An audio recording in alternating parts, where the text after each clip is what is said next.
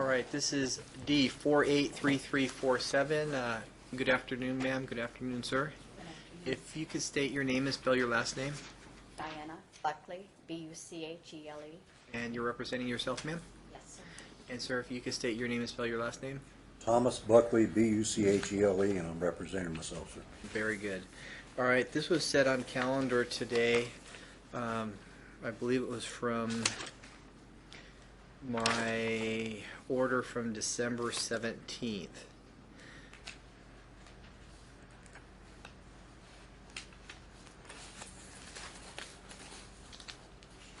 Says an evidentiary hearing will be conducted on January 16th, 2014 with regard to whether or not access was blocked to the property on October 30th, 2013, the date set for plaintiff to remove her property from the marital residence, and some discussion as to the property that was there or supposed to be there. So that's really the only reason we're here for today. We are currently set for a full-day trial on March 14th and another full-day trial on May 2nd. But today I had a prior order, and the court would indicate that that order was from a hearing on October 28th. At that time, the two of you were represented by counsel. Page 2 of that order, and that order was filed on November 19, 2013. It is further ordered that the enclosed trailer located at the marital residence shall remain locked and closed until both parties are present to open it together on October 30th, 2013. Neither party shall access the contents of this trailer without the other party present. It is further ordered that parties shall equally divide the crafts and other merchandise, craft supplies, fudge supplies located in the marital residence from the treasures from the Heart store, which shall be a final division of those community assets. Each party shall then have the right to sell their shares in these items to generate money for their respective living expenses and attorney's fees. The parties shall keep detailed records regarding all the sales of these items and the funds received from these sales.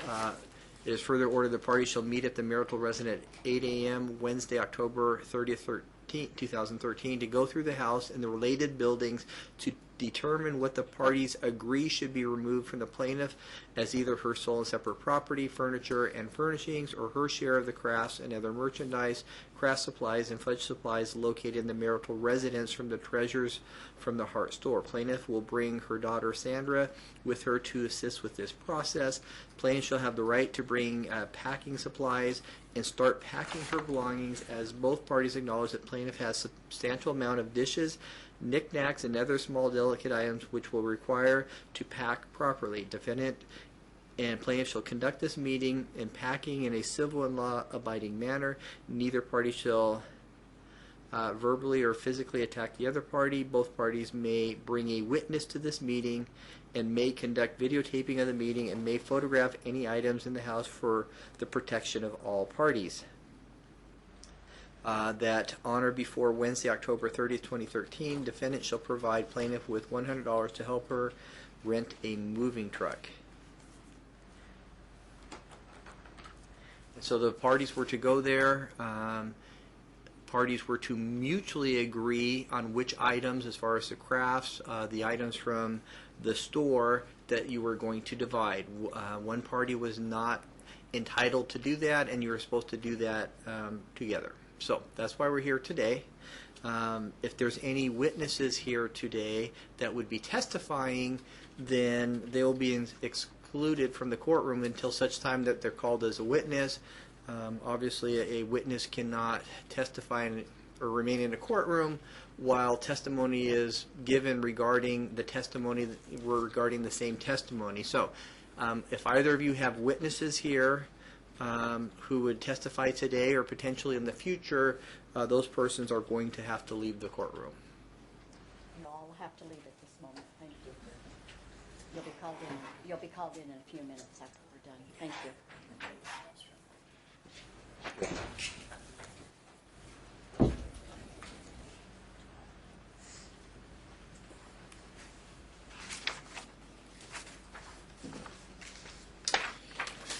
All right. So And moving forward with this, the court had given information regarding the two of you exchanging documents, exchanging photographs that was supposed to be done in a timely fashion, and presenting lists. I didn't see that you had filed anything, sir. I have, Your Honor. My former attorney, Carrie Molnar, had filed. She gave me a disc, which I believe that was supposed to be sent over, and it wasn't. According to Diana, it was not sent to her. So I did get her a disc from Ms. Molnar's office, and I finally got a disc of partial disc from Diana, because her attorney did not send me one either. All right, but I had sent out an order regarding the hearing for today. Right, okay. And regarding filing a list of exhibits and a list of witnesses that the two of you were to have. Now, did you provide him a copy of that information, ma'am? Everything that I sent, that I filed, Your Honor, I gave to him, all that paperwork. Now, the other thing, ma'am, as far as filing, I believe you had about 625 pages of filing. And Just hold on.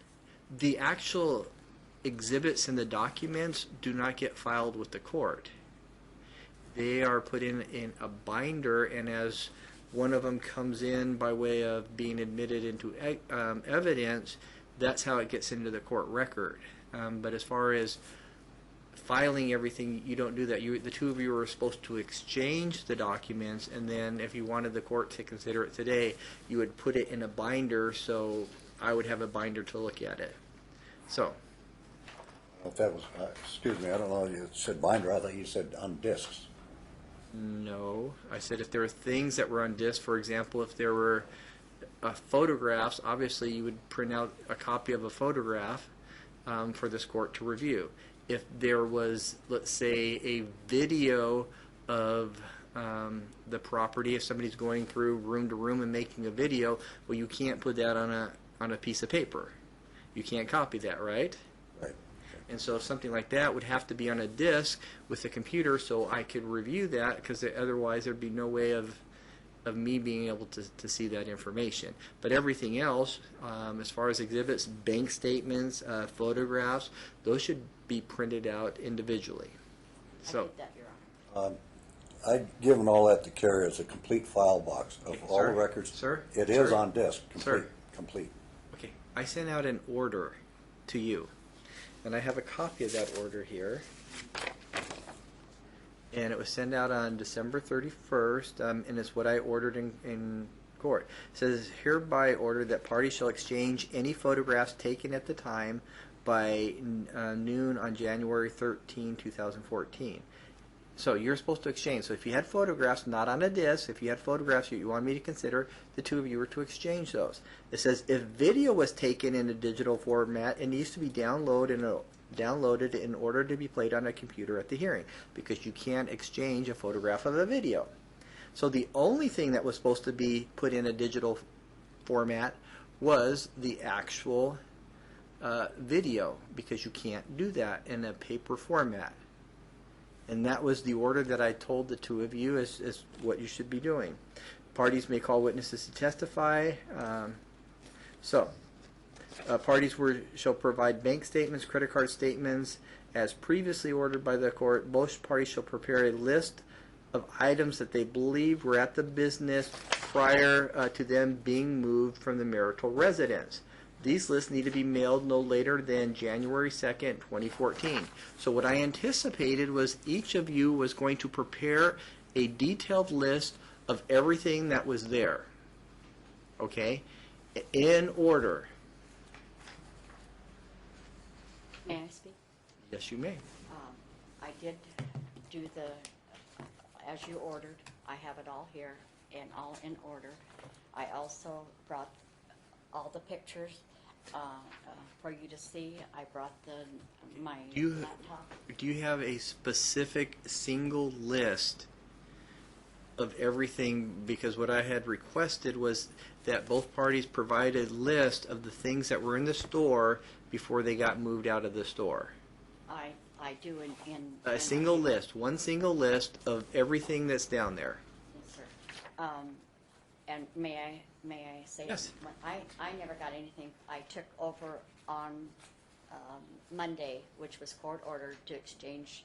I took all of this over to Tom, and he had a disc for me. This is what I received. So I complied with everything that you ordered in the orders, and took it to him, and I also filed it with the courts. I thought that they would give that to you, is what I understood. As far as? As everything that you ordered. I have all my bank statements. I saw that in there. You included that, ma'am, in your as exhibits. Right. And And just to let you know, is when you have an exhibit list, you list the exhibits, which you did that towards the end, but the actual exhibits you don't file with the court. You actually prepare a binder for each side, and then you prepare a binder for the court. Okay? Now the other thing is going through your documents, ma'am, I didn't see a specific single list. That it seems like there was a number of different lists in there of different type of property and different items. he had everything at the house. I had nothing, no paperwork. I had never received any of my business paperwork, my personal paperwork, which would have all my invoices, so I would have an inventory list. He has had it all this time. I've never received it. He keeps saying he's given it to me, which he has not. So it's a little hard to make an inventory list when he has all the merchandise and all my invoices and all my accounts. All right. I'm going to... But I took pictures of everything. all right. I'm going to... Well, if you have pictures of everything, ma'am, Yes. aren't you Yes. able to make a list of all these type of items? I don't know, inventory-wise, on my invoices would tell me the amount of the money I spent on it and what I have sold, so I would know a correct inventory. I have no paperwork. I never have since I left the store. Well, at some point, in order for me to make some type of a determination as far as community property and the division of that property, there's going to have to be some type of a list or even at least an estimate of what was there and the cost of purchasing those items. And so that's really the only way that I'm going to be able to make heads or tails out of this, ma'am, because there's no way that unless you give me some type of information that I could wrap my my mind around, it'd be very difficult to try to come up with something accurate. Well, I think with my witnesses, I can also prove that I have gotten no inventory from my shop at all. No fudge inventory. All I've got was old crafts from years ago, and I have all these witnesses that can witness to that. I do have.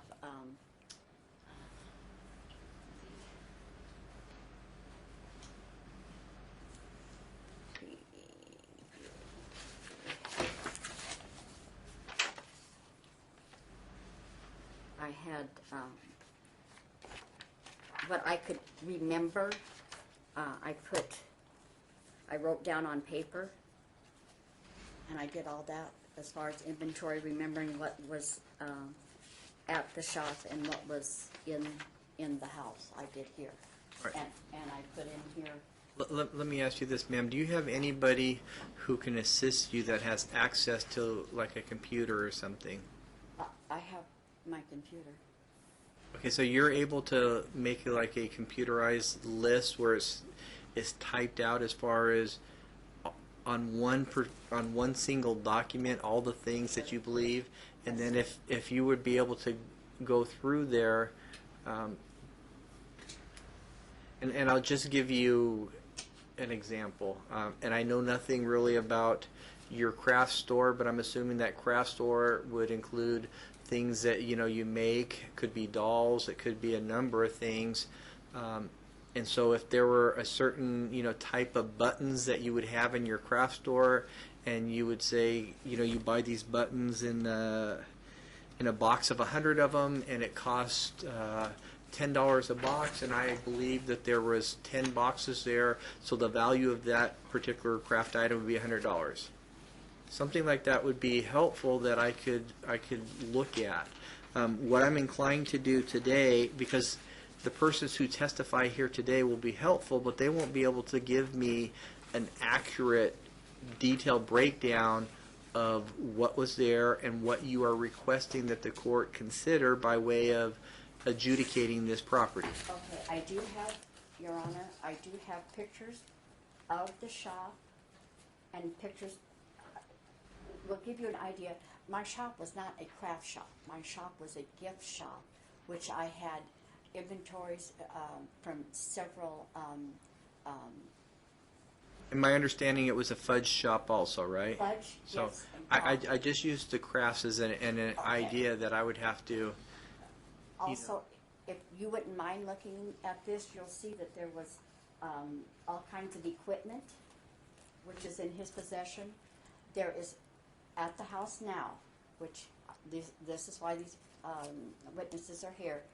There has, when I went to see my home, I never got to pack my things, as you will Okay. see in here. This All right, is when ma'am, in I'll the give you store. an opportunity to present that information. But again, if there's equipment that was in your store, I need to have an idea as far as what that equipment is, if there's a particular brand, what it is, how much it would cost to replace it, if it was purchased for the store or if it's something that you had before. I would also have to, if some of these items you had before the marriage, is there any dispute that these items were separate property? Yes, some of them were. I'm sorry, But- which items? As far as the items that were in the store? No. Okay, so that would be all community property. If you had like furniture, china, whatever you had before you were married, that's all separate property. That should be listed separately, saying this was my separate property that was located at the address. And ma'am, I'm just going to have you sit down here for a second, okay? And these were the items that were there that I was unable to retrieve. And these were my items. If you had items before the marriage that you believe that should remain your sole separate property, sir, you would have to have a list of those items.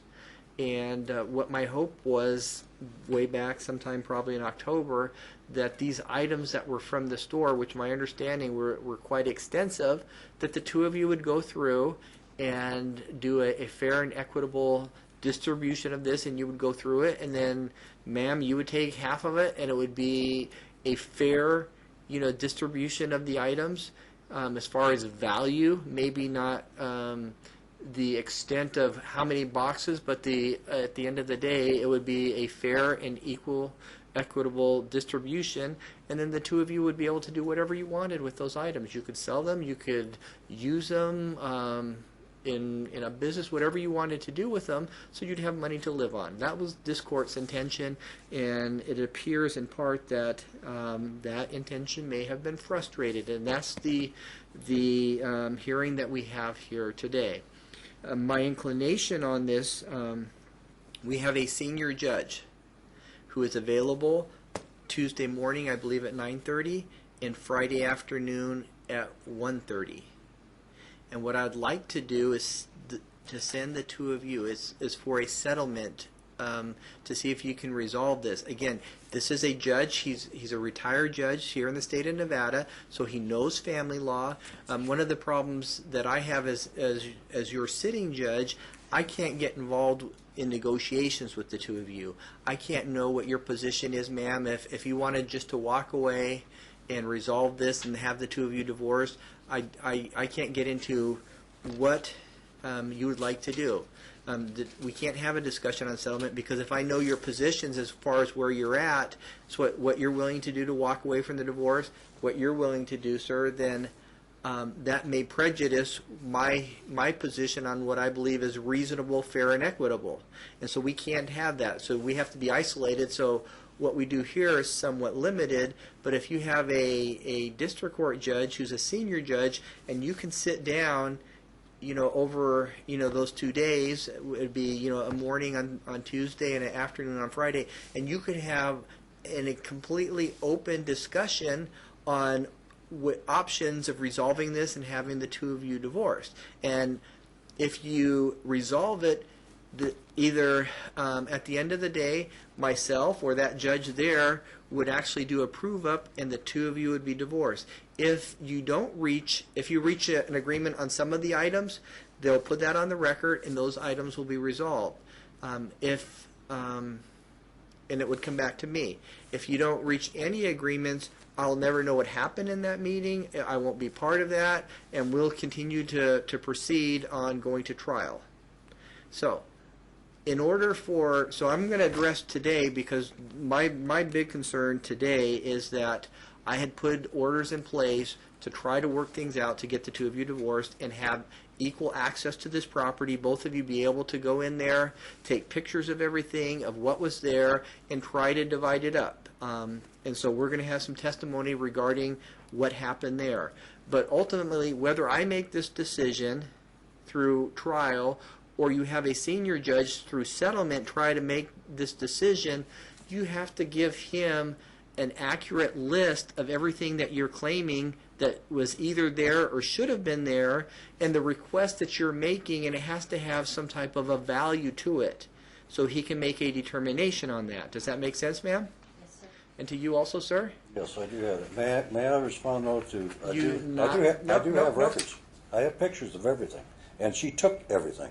Well, I have that documented. sir, you didn't present anything here for today. Well, I have it right here. I didn't know what I was supposed to do. It said bring it and drop it in a box. I didn't see any box to drop it in, Your Honor. That's the way it was. You were supposed to file, well, not a whole lot I can do about that today, but you should have everything, sir. You should have had a list. Did he ever provide you a list of everything? I No, do. sir, and I never was able to be there to divide anything, because his daughter, and my sister divided everything, and there is no crafts from the store, no inventory from the store at the house whatsoever. In my understanding, last time you were before me, sir, and we discussed this issue, you thought that you were going to be able to divide some of this stuff up. Your Honor, I Is did. the representations you made to me, correct? I did divide 6 boxes. She came in the house, took those. Okay. I don't care. She took everything from that store, everything that was stored in 4 buildings. All right. I do not have a thing. All right. Right. One of you is committing perjury. One of you is lying to a district court judge, which is a crime. Okay, now, And wait. So I don't know who it is as of yet. That's why I have the hearing today, and we're going to take testimony, and we'll have witnesses come in. There was a discussion about her not being able to access part of that property because there was a trailer in front of it, and she couldn't get into it. So, Car pulled in. or a car. So, and as I told the two of you, that's a serious matter to misrepresent or lie in court.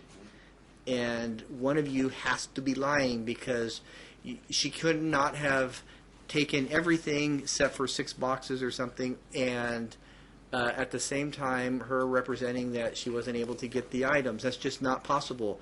So one of you has to be seriously mistaken in lying.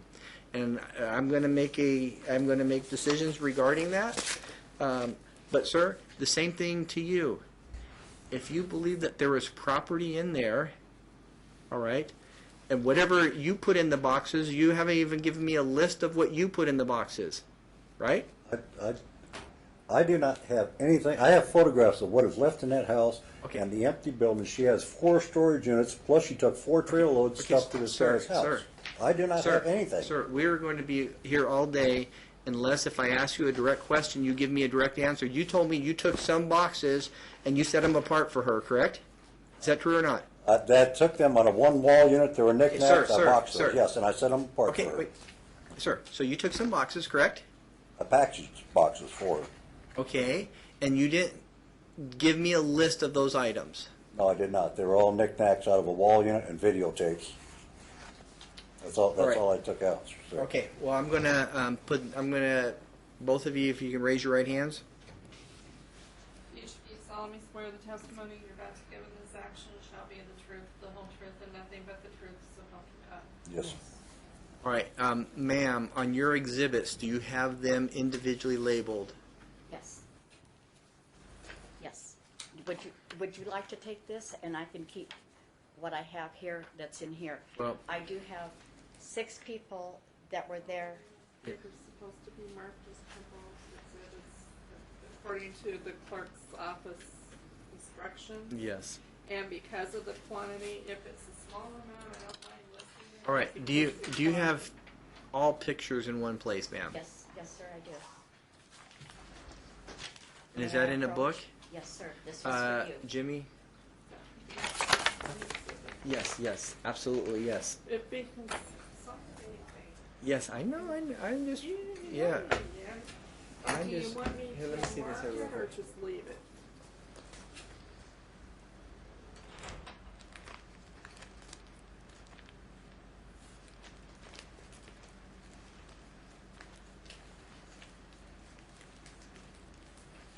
And you have a copy of these pictures, correct, sir? Not from her, no. I do have pictures, and I do have video pictures of everything. She did not provide me with any pictures. I did provide her with a disc of the video of the pictures that were on Hey, here. ma'am, you said you'd give him a copy of these, correct? Yes. Okay. I had everything in a box. This is the entire box. I don't Jimmy, can you see if there's any pictures in there? believe there's any pictures in there. I can provide more. I made If four- you provide I made him- 4 copies, Your Honor. This is the box you gave me, right? And I've taken nothing out of it. This is the first time I've opened it.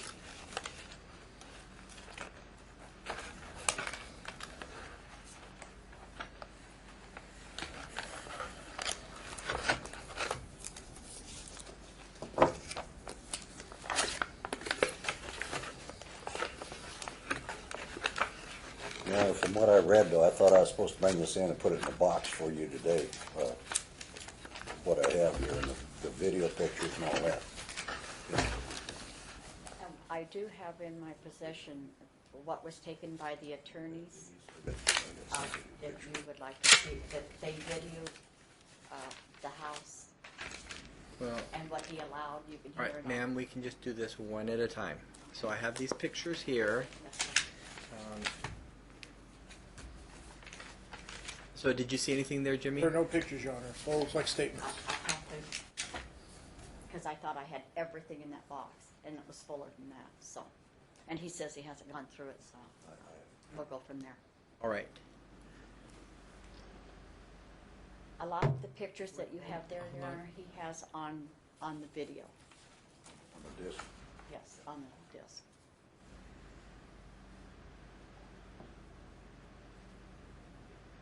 All right. What I'm inclined to do today, because as far as trying to make some sense out of this and go through this, it has to be done in an organized way. If we're going to refer to something as an exhibit and it's part of the court record, generally how it's done is you have a proposed exhibit and you refer to it, and the two of you should prepare a list like this here that it goes through here. And for example, for you, ma'am, your exhibit 1, your numbers, so you're 1 through 200 if you had 200.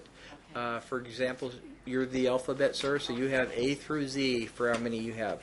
Now, in something like this here where you have these pictures, what you would do is you'd say, okay, this is exhibit 1, and then you number these pictures. Okay, so when we have a discussion regarding this first picture, it looks like a fireplace, and it looks like in the background there are some looks like pictures on the wall. There looks like there's a leather chair. I was showing what the house looked like when I left it, and then I showed pictures of what it was supposed to be. I understood, ma'am, but I didn't know. okay, but what you have to do then is you have these marked, and then the court can look at it and say, okay, exhibit 1, and the first photograph, which is page 1, and then you describe what it is on there, and then once you're able to describe when you took this photograph, approximately the time that you took it, that this accurately represents what the house looked like on that day, and then you ask the court to admit this photograph. And then you go to the next page, and you might have 2 pictures on page, 1. Then you go to the next page, page 2, and page 2 looks like a picture of a block wall. There looks like there's a trailer that you have a notation there, bought for your crafts. And so each of these are numbered, and they're a proposed exhibit. And in that regard, then it's a clean record. So if this ever goes up to review by the Nevada Supreme Court, they can follow as far as what happened here in court. And right now, I don't even know how many pages there are here. None of them are actually labeled or marked or anything, and it would be very difficult to go through these. What I would like to do today are 2 things. If we have witnesses here today that have already showed up, I would like to, both of you, call your witnesses, have them come in and testify as to what they know regarding the store and any property, what kind of items were at the store, if there was like fudge kettles, or to whatever extent they have knowledge, you could ask them questions about what was there. If they knew what was there, if they helped move boxes from the store to the home or anywhere else, or if they help load stuff in the trailer, they can explain and testify as to those items. Okay? And then I can get that done because I have the witnesses here, and we can take their testimony today.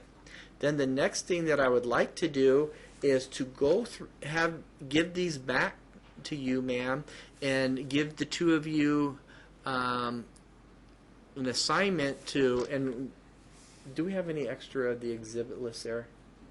No, but I might. Do you have one there that we can print out? We just gave them the last. Okay, okay, so you both have one. Yes. All right. So you have to do these individually. Okay. So, for example, these photographs, ma'am, and Jimmy, if you want to take this back. This could be Exhibit 1, but they have to be, Exhibit 1, and then they have to be labeled Okay. by page. Okay. All right? I do have a list here, and it's alphabetical order. All right. Does Okay. she have a copy of that? Yes, she does. Here, let me see that real quick, Jimmy. Order. But you don't have it listed on a sheet, correct? I do have a separate sheet. Yeah, but you don't there, have like a exhibit, sheet like not that? Not a list like Okay. this, no, sir.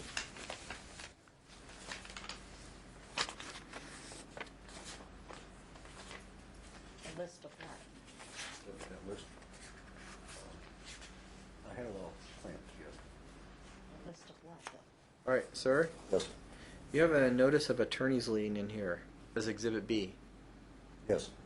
All right, this hearing that we're conducting today only addresses access to the property and to the items. Right. So that would not have any relevancy whatsoever as to her ability to get on the property and access the property that was there. An attorney's lien is not relevant to that. So if there's other items in here,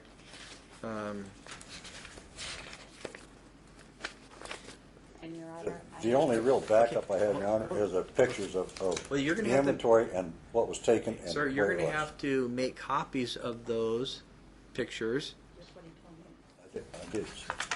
They're all on disc, though. No, There no, are some you- pictures here, Okay. I'm going to be very, very clear. okay? Do you see her binder there? Mhm. Okay, ma'am, can you show that to him? I see that binder. No, the one with the pictures. Okay? All right. It has to be in that format because if that's entered into the record, I need the actual physical pictures. Okay, I thought you wanted it on disc, sir. No. If you recall, I said the only thing that should be on disc is a video. If you have a video, because you cannot put that on picture. You recall that conversation? Oh, but, all right. We just had it not too We long just had it ago. a minute ago, I know. All right. So you're going to have to go through this, sir. What I would say, ma'am, as far as your bank statement, if you have bank statements from, let's say, a Wells Fargo savings account, then you could put Exhibit 2, and it could be all the bank statements from that account number from Wells Fargo. I did that in all Okay. But what you have to do, ma'am, it would be, let's say, Exhibit 2, Wells Fargo. And then, let's say if there's bank statements, let's say for 24 months, 12 months, 6 months, however many you have, then you have to number each of those individual pages. I got you. Okay? So it's a, Okay. you understand where I'm trying to get on this? Yes, sir. Okay. And I did break it down as to what went for the shop, and everything is, You can break that down any way you want by way of exhibits that make sense, but they're going to have to be all, so you'd have all one type of an account together, that's what I did in here. and then they have to be numbered. No, okay. So what would happen, it would be is, you'd say, Judge, Exhibit 2 is my Wells Fargo bank account. If you refer to page 10 of Exhibit 2, it has a list of charges, and these are the charges. And then that way it'd be real easy for me to follow what's going on here. Okay? Yes, sir. Your Honor? So give this back, Jimmy. Um, So do you understand that also, sir? Okay, I do have one question on that. This was all sent over to Carrie Molnar because she told me that this stuff had to go on disk. Now I have all my bank records split up, like you say, but they're on disk. I'd have to go through and put an exhibit to each number on that disk. Like it has 004. No. All right, I'll have to get all that paperwork back from her and go through it again. That is correct. Okay, that's going to take me a month to go through there. I have a 50-pound box of paperwork, sir, for the years and periods you asked for the different accounts. And there is no itemized list of the inventory that was in the shop or at home. She has taken 4 storage units full of that. Okay. And I have no idea what there was. I know there's over $100,000 worth of material there. Well, sir, you're going to have to do the same thing that I'm requesting her to do. You're going to have to create that list the best as possible. She's also saying, sir, that you're the one, since you had access to the home and all those items were there, you're the one that had that information. And she can't create a record because you have it. And at the end of the day, I'm going to put you two under oath and address these issues and see who appears to be more credible. And I'll have to make a call as to who I believe is telling the truth. And whoever I believe is telling the truth, it appears to be more credible with the documentation that they provide, that their statements appear to be consistent, and the witness support their side of it, then that's probably how I'm going to make a determination on this case. But if That's my witness support right here, the actual pictures. Well, sir. I have one witness here with me today. Sir, those pictures are going to have to be printed out and put in a organized fashion. I don't know how else I can tell you that. Could you just possibly ask her? She loaded up 4 storage units full of crafts. I don't care what time she got them. She was in there for 5 days at a time packing. Came back a week later and packed 5 more days. We've heard arguments on this as to, and that's why we're here today. So, and she's going to tell you or tell me something completely different. And so that's why we're here today. So, that being said, what I'd like to do, so you're saying that it would take you a month to put those documents together? Yes, sir. I have a 50-pound box in order to number each exhibit for each month for each different account. I didn't say you had to do it for each month, sir. What I said is if you have, let's say, for 2 years for a Wells Fargo savings account, whatever the account number, I'm just making up a number. Account number, the last 4 digits, 1, 2, 3, 4. For both years, I can combine them. It's one exhibit. Okay. All right, just one exhibit. You're not talking monthly exhibits, one exhibit. And if you have 100 pages because it's for 2 years, then you start at, let's say, January of 2012. And if it goes through January 2012 to January 2014, then you put them all in there by month, and then you have to start at January of 2012, and you start at number 1, and then you just number all those pages 1 through 100, 1 to 200. So you don't have to make an exhibit for each single month. You can group them all together and then start at the first page, and that's page 1, and the last page number is the last page. That cannot take that much time, sir. Any questions on that? No.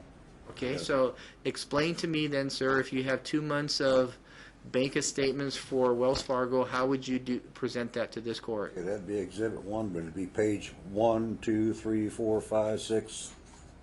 So it'd just be one exhibit, and then starting at One one exhibit. month to the ending month, and then you just number them in order. Does that make sense? Okay.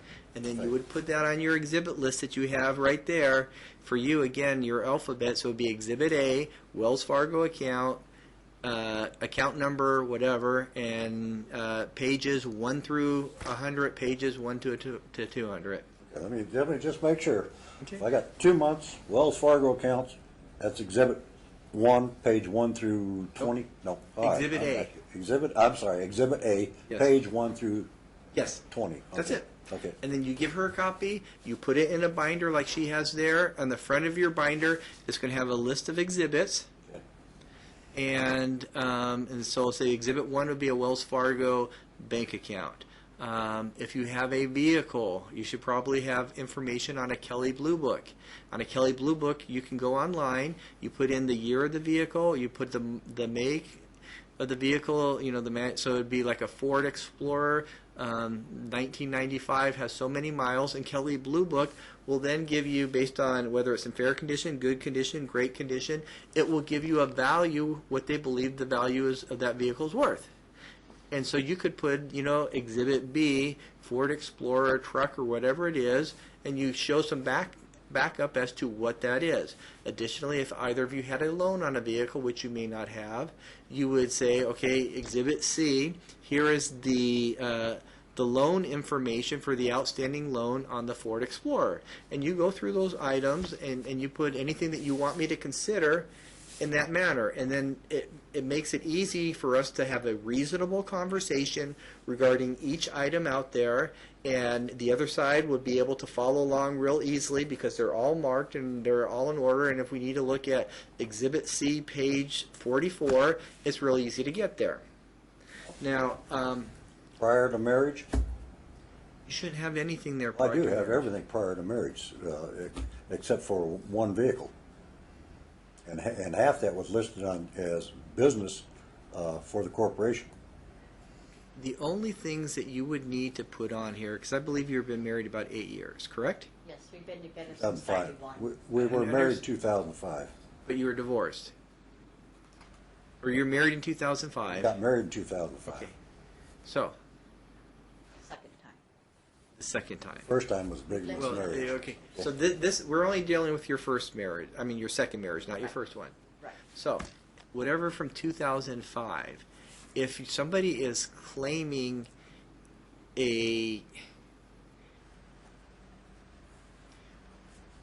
I'm certain there's items that the two of you agree are separate property, Yes, sir. right? Yes, sir. You should be able to do a list, ma'am, of items that you believe are your separate property and items that you believe are his separate property. He should be able to do the same thing. The only thing that we should really have a trial on are community property assets. So if you had an antique table prior to 2005, or you had knickknacks or whatever they were prior to 2005, then that shouldn't really be in a dispute, and we shouldn't have, court time over things that are clearly in, separate property interest. That's how you would do that. We really only need to need things that are listed from the community. I don't know if I would need bank statements going back years and years and years, because I'm not going to go back and redistribute the community expenses. The community, if you had $20,000 in a bank account in 2005, and you only have $2,000 in that bank account today, but the $20,000 you've already spent, I'm not going to go back and try to figure out what you spent that money on, because obviously you probably spent on gas, food, electricity, insurance. So it should be limited to just things that the two of you, are requesting that I adjudicate right now, not everything that's on the planet. Does that make sense, sir? Yes. Okay, does that make sense to you also, ma'am? Yes, sir. Can I ask one thing? You've got most of the furniture, so do we need to do all this? Okay, This well, let and all me furniture? ask you this. As to furniture, do you have everything that you think you want, ma'am? No, I do not. Okay, what do you think you're missing? I'm missing my oak table, end table, coffee table, and sofa table. Anything? I'd like to have that. He kept my couch, the only couch I've had in 35 years that was new. Your Honor, I don't want that, but right now I'm not going to be on the floor at this point. What? I didn't I don't want the couch, but right now it's a matter of sitting on the floor or sitting on the couch. All right. Well, when did you obtain the couch? On my credit card in 2000, I have the paperwork. It's in, Just can you give me an idea? Was it during the marriage? yes, it was Okay. during the marriage. I took the 2 leather chairs. May I iterate one thing, Your Honor? There has never been commingling of monies ever in the 22 years we've been together. I can't go back to the 22 years. I can All right, only. from that time to present, we never had any joint checking, savings accounts, no joint credit cards, nothing like that. So anything that I purchased, I would have to pay for myself, okay? I put the furniture on my credit card. I do have it in here. I would have to, Okay, pull it what up. I would tell the two of you is community property law. And that's how I'm going to Okay, divide up your property. Community property law, the premise is anything that is obtained during the time of the marriage is community property. And everything, if you're working, ma'am, and you buy a couch, half of that couch is his. If he's working because it's during the time of the marriage, if he's working because it's community income, it doesn't matter whether it's your income or his income, it's community income. If he goes out and he buys a truck during the marriage, using money that he's making during the marriage, you're entitled to half of that. Any reasonable debt that's incurred during the time of the marriage, whether it's credit card, a loan on a vehicle, that is split 50-50. That's how we're a community property state. So whatever couch or furniture that the two of you obtained during the marriage, now, if somebody gave you a gift, then that's not community property. It's a gift. So, if you received an inheritance from a family member of $50,000, ma'am, that's not community property because it's not obtained by community earnings. Okay? Do you understand that? yes. So that means whatever community property the two of you would have by way of furniture, beds, couches, chairs, if it was something like an antique table or even a table that was before the marriage that you brought it in, that is still your separate property. Just because you get married doesn't mean you lose your separate property. So what the two of you should have done in a normal situation, you would just divide up the community furniture and say, okay, you take the couch, I'll take the 2 chairs. You take the bedroom set, I will take the kitchen table. And then you divide it up and you're done. Your Honor, he won't do that though. Like we have table and chairs that we purchased. We had, That's why I'm... and he's saying it's his sole property, but it is community property. That's why I said, Is there items that were obtained during the Those marriage? tables she's talking about are not my property. They're not her property. They belong to her sister. There's 3 tables. Okay, and where did those tables come from? Her sister. And they were not a gift. They were given to her to use. They were given to who? To Diana and me and Simi Valley to use. Then they got transferred, moved to Sacramento, down to here, and so forth. Her sister wants them back. And that's that simple. I don't want them. I've got my bedroom set that I bought 25 years ago when I was in an apartment, 22 years ago when I was in an what? apartment. So, okay. dining room table and chairs and office furniture is, he says that's his. The office furniture is mine. That's my business stuff. She took, You see what I'm excuse me, saying? Your Honor. Community property. Okay. She But took when- she when- took when- 2 bedroom sets. She took the entire couches, chairs in 2 rooms, and that's Sorry, it. sorry. We're just talking about items. Any of these items obtained during the time of the marriage is community property, whether you like it or not. Right? Not loan items, no, sir. I do not agree with Well, that. if you don't, do you care can't about agree the items were loaned to her, correct? No, they were loaned to us. They were given to me. But you don't care about them. Well, her sister cares about them. I'm not asking you. The sister's not a party of this action. Well, she is. If I bring her as a witness, that that's her property. It's just like this fudge kettle she's claiming does not belong to her. It belongs Okay, to. I'm Well, asking she you. brought her I'm in to asking the you, fudge sir. store. Do you care about those items? Yes, I do. And why? Because I have no furniture. She's taken everything out of the house, completely out of the house. I have pictures here if you I care thought to you take just one said minute look that at you it. didn't care about those items, but they're her sister's. Sir, I'm not asking you to look at a picture. Sir, you said you didn't care about those items. I do. Excuse me, I correct myself. I do. But that's community property, and a couple, 3 tables belong to me. Or I feel they belong to me. All right. Why don't we bring in the witnesses that we have here today? We'll take testimony regarding these items, and what I would tell the two of you, if somebody is claiming a separate interest in a property, you have to show that to my satisfaction. That is your burden, because the assumption, if it's obtained during the time of the marriage, it's community property, it's married property. Additionally, if somebody gives you a gift during the marriage to the couple, gifts generally you don't give back. If somebody gives you a kitchen table as a gift, gifts are not given back. If somebody gives you a ring or something as a gift, it's a gift. You don't come back later and get it. And so if somebody's claiming some type of interest that is not community property, you have to have it's your burden to show that it's separate. And that's what the law is here in the state of Nevada. So, do I need to bring her sister in on this fudge kettle? Because the thing was, when we opened the store, they were going to be partners in it. After we got the store open for 3 weeks, she ran her sister off, kept her fudge kettle, and the items that her sister had 3 different stores with this fudge kettle in. It's $5,000 fudge kettle, Your Honor. All right, we're going to call your first witness, ma'am, and who is that? Okay, we'll call Mark McGuire, and I also have, that was in with this, 6 of the men that did the moving with, Okay, are they here?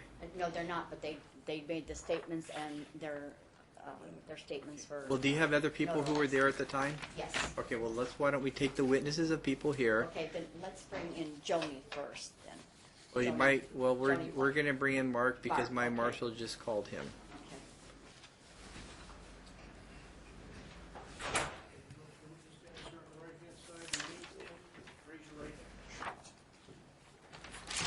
You solemnly swear the testimony you're about to give in this action shall be the truth, the whole truth, and nothing but the truth, so help you God. All right, sir, you may be seated. If you could state your name and spell your last name. Mark A. McGuire, MAGUIRE. And, sir, do you live here in Clark County? Yes, I do. And what is your current address? 4927 Wild Time, THYME Avenue, Las Vegas, Nevada, 89131. Okay, and do you know these two parties? Yes, I do. And how do you know them, sir? I've known them probably for 5-6 years. I went out with Diana's daughter in the past and just been associated with them through just as friends. And do you believe both of them to be residents of Clark County? Yes. And how often, let's say over the last 2 years or so, would you think you would see the two of them? Not really that often. Probably in the last 2 years, maybe a dozen times. Okay, and how about within the last 6 months? In the last 6 months, well, Diana is residing at my house right now, and I've probably seen more of Tom just by going over there, trying to get stuff moved out and what have you. Okay, so you see her currently on a daily basis? Yes. And how long has that been, sir? Do you think she's been living with you? Oh, July. Since July, since all this. Okay, so since July of 2013, correct? Yes, sir. All right, I believe Diane may have some questions for you, so ma'am, you can ask some questions. It's not a time for either of you to make statements or testify. It's an opportunity to ask questions of this witness, okay? Thank you, Your Honor. Mark, you were at the home helping me move things from the home to storage units. Yes. And in doing so, what was your experience in All right. doing this? Ma'am, you're going to have to give some background information as to where the home was located, what date or time frame it was, or if it's more than one day, but you're going to have to give some information so we have specifics. So you're going to have have to ask them some questions regarding that, okay? Okay, thank you, Your Honor. When there was a move from my residence at 4445 West Red Coach Avenue you were there helping with the move, and that was the 4th of January and the 5th. Can you tell us about the move? Is that 4th And where we took it to? Okay, is that 4th and 5th of January 2014? January, yes, 2014. Okay, so not too long ago. It's always been kind of volatile being over there with uncertainty of Tom's reactions. Okay, sometimes he comes out, he's okay, sometimes he's not, and been very picky on what can go, what can't go, trying to control the whole situation. That's the way it's always been. Was there any fudge items removed from that No house? fudge items. And was there any inventory removed from that house at that time? What I saw as, and it didn't look like inventory to me, it looked like a lot of surplus knick-knack stuff that had been over the years. I mean, I couldn't tell you, but it did not look like, it didn't look like, you're talking about like supplies to make? You have, All right, ma'am, I'm gonna kind of help out here. Sir, are you aware that the parties owned a store Yes. here in Las Vegas? Do you know the name of that store? Treasure from the Heart, Okay, had you ever been over there, sir? many times. Okay, do you recall, let's see, the last time you had been in there when it was still operating as a store? Yes. Okay, when was that, approximately? Oh, well, that would have had to been after Easter, probably. After Easter? Actually, it was probably just prior to this big blowout in July. So sometime between maybe April and June, 2013. Yes. And how would you describe that store and the contents of that store? That store was like unbelievably set up professionally. It was loaded with supplies or gifts and things that were already made, ready to sell. It looked like a really high dollar store in a not such a great area. It was like unbelievable how well it was set up and the nice items that were in there.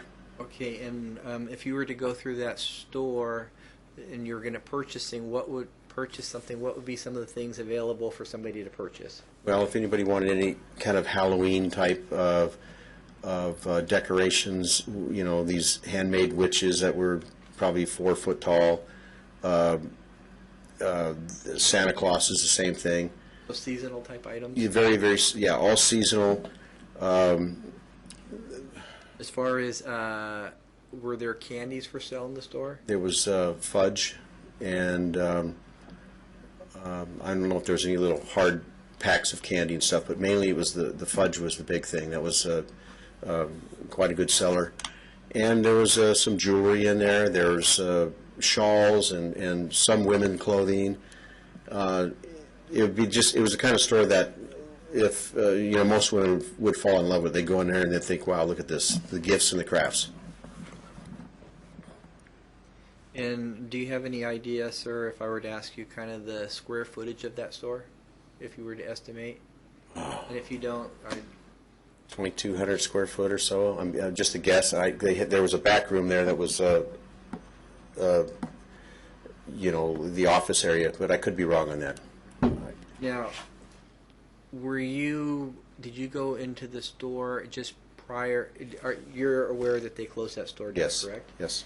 Do you have any personal knowledge as to what was in the store when they closed it down and where those items went to?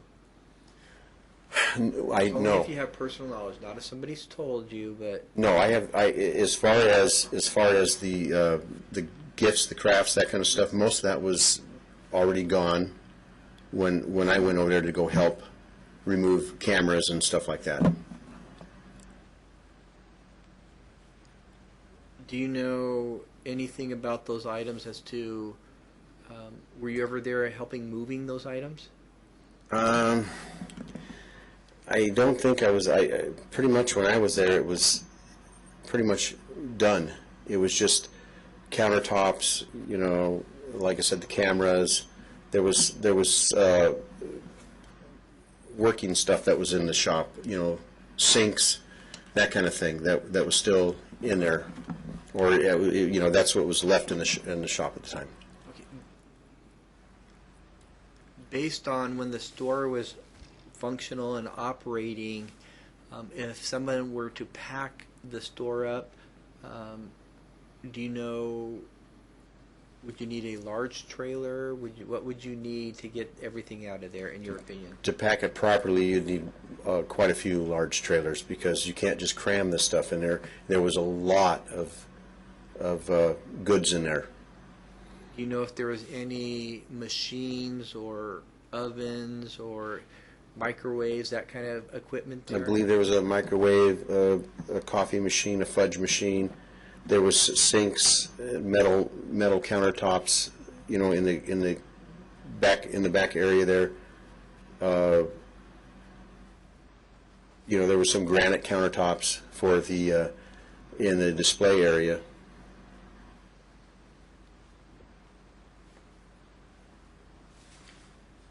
And you indicated sometime maybe January 4th through January 5th or 6th that you went over to the residence where Diane was previously living, correct? Yes.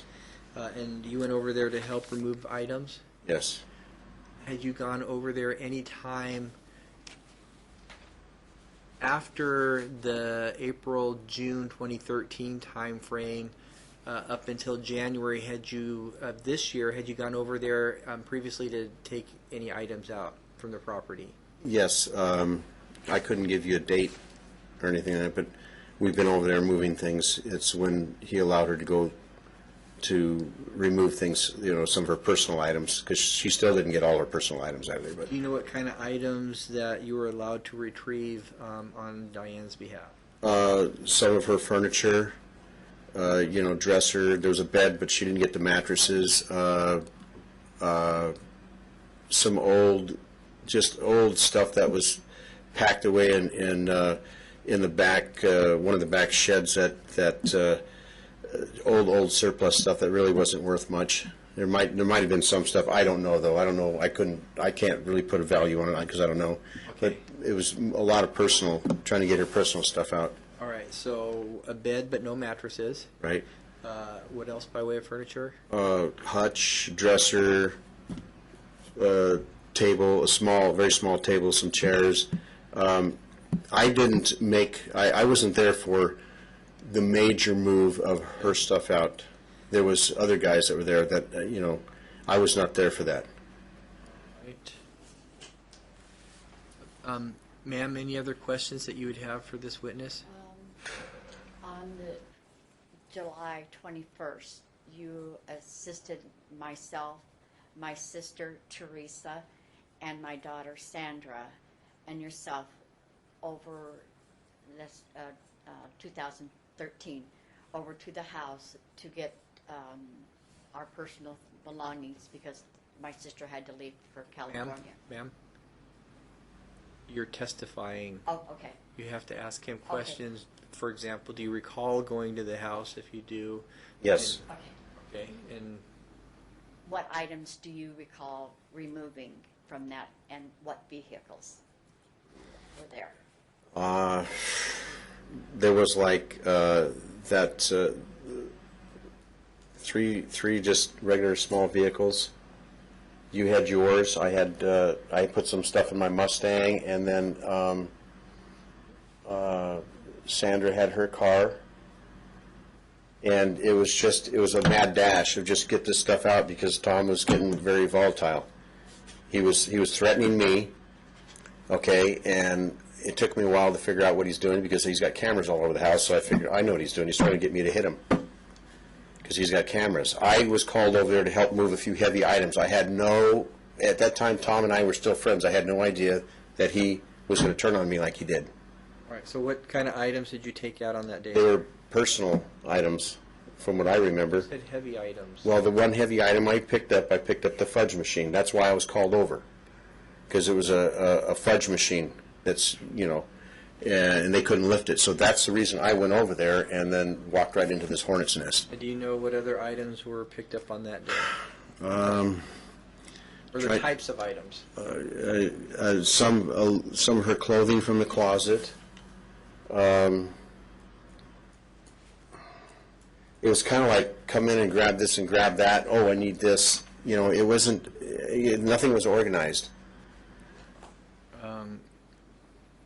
So it wasn't like there was a trailer of things taken? No, not that day. No. So the fudge machine, clothing, and think of?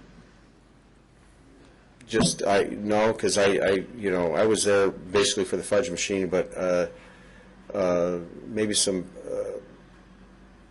personal pictures, just stuff that she was able to grab out of her room, and I don't really recall anything else. All right, so that was, you're saying, was in July of 2013? Yes. And the other time that you went was January of this year. Was there any other time that you went over to the property to get items? Oh yeah, I've been over there for quite a few times now. Now I wasn't there for the big move, which I couldn't even tell you that. Yeah, but you can't talk about something that you weren't personally there. So That's as what I'm far as- saying. I'm just telling you, and I couldn't give you. I had a heart attack. I had triple bypass, so I was. I just need, sir, out of as the far picture. as, item or days that you went there that either you were able to get things or you were unable to get things because you weren't allowed. That's kind of what I need. So if you went on another occasion, do you recall any other items that you might have picked up and helped Diane on other occasions? The other occasions, and I couldn't give you a date or anything, but we did go back. I guess she's been able to go over there and try to package things together when he's allowed her to. And then we'd go back with a truck and try to retrieve those things, okay? Were you there to help package? Not so much, no. Do you have any idea as far as what other items you assisted removing from that property? Probably the last time I know we moved some of the, there were some things there that were from the shop. There were Santa Clauses. There was like, I don't know, not quite as many as it was in the shop. It was like a third of them or whatever. But we did move those out. That's what I was told, so I don't know. It just, Sir?